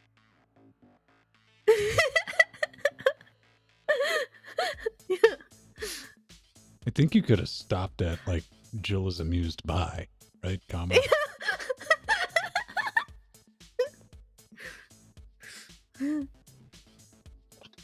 Yep, seems like a plan. I'm gonna make a podcast. What are you up to tonight, Jill? Okay. Honestly, I'm gonna go eat lunch / breakfast, and then sleep for a little while, and then get up and play some games. You're gonna play some games. So my new controller. Let's see, what do we have? Come on. Come on. Oh, and yeah, I'll have to feed to kitties eventually. Yeah. Live updates on the air. Ah. Oh yeah. Look at it done. We're hacking the planet, ladies and gentlemen. Don't report Yeah. us. I better do it now. Before I shut it down. This one's got a spinning glass drive at it. Okay. Oh, it wants to restart. We'll restart later because you get Alta forward and RIP. And it's gone. What did it say? Yep. It went bye-bye. Aw. It's over dramatic on the shutdown. All right. Well, you have a good. It's called brunch. Yes, it is. What you up to, Ben? Besides, well, of course, preparing show. Well, I'm going to do the show And- notes as well. Yes, show notes, show audio. Yeah, got to do that. Push that out. Get it on the social medias. Get it uploaded. And get it cached and push it out and watch everyone download it. Yes. That's pretty much all I'm up to. Like I'm in that horrible state of, I know it's coming.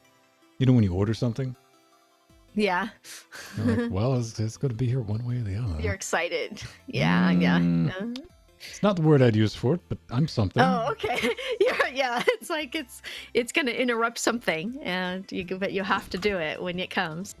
Kind of like that, but it's Yeah. also, I guess maybe there's a little bit of excitement into it. It would be more excitement if I had like a 3-day block of like, hey, we're not doing a show. It's just like, here's the problem. This is a real problem.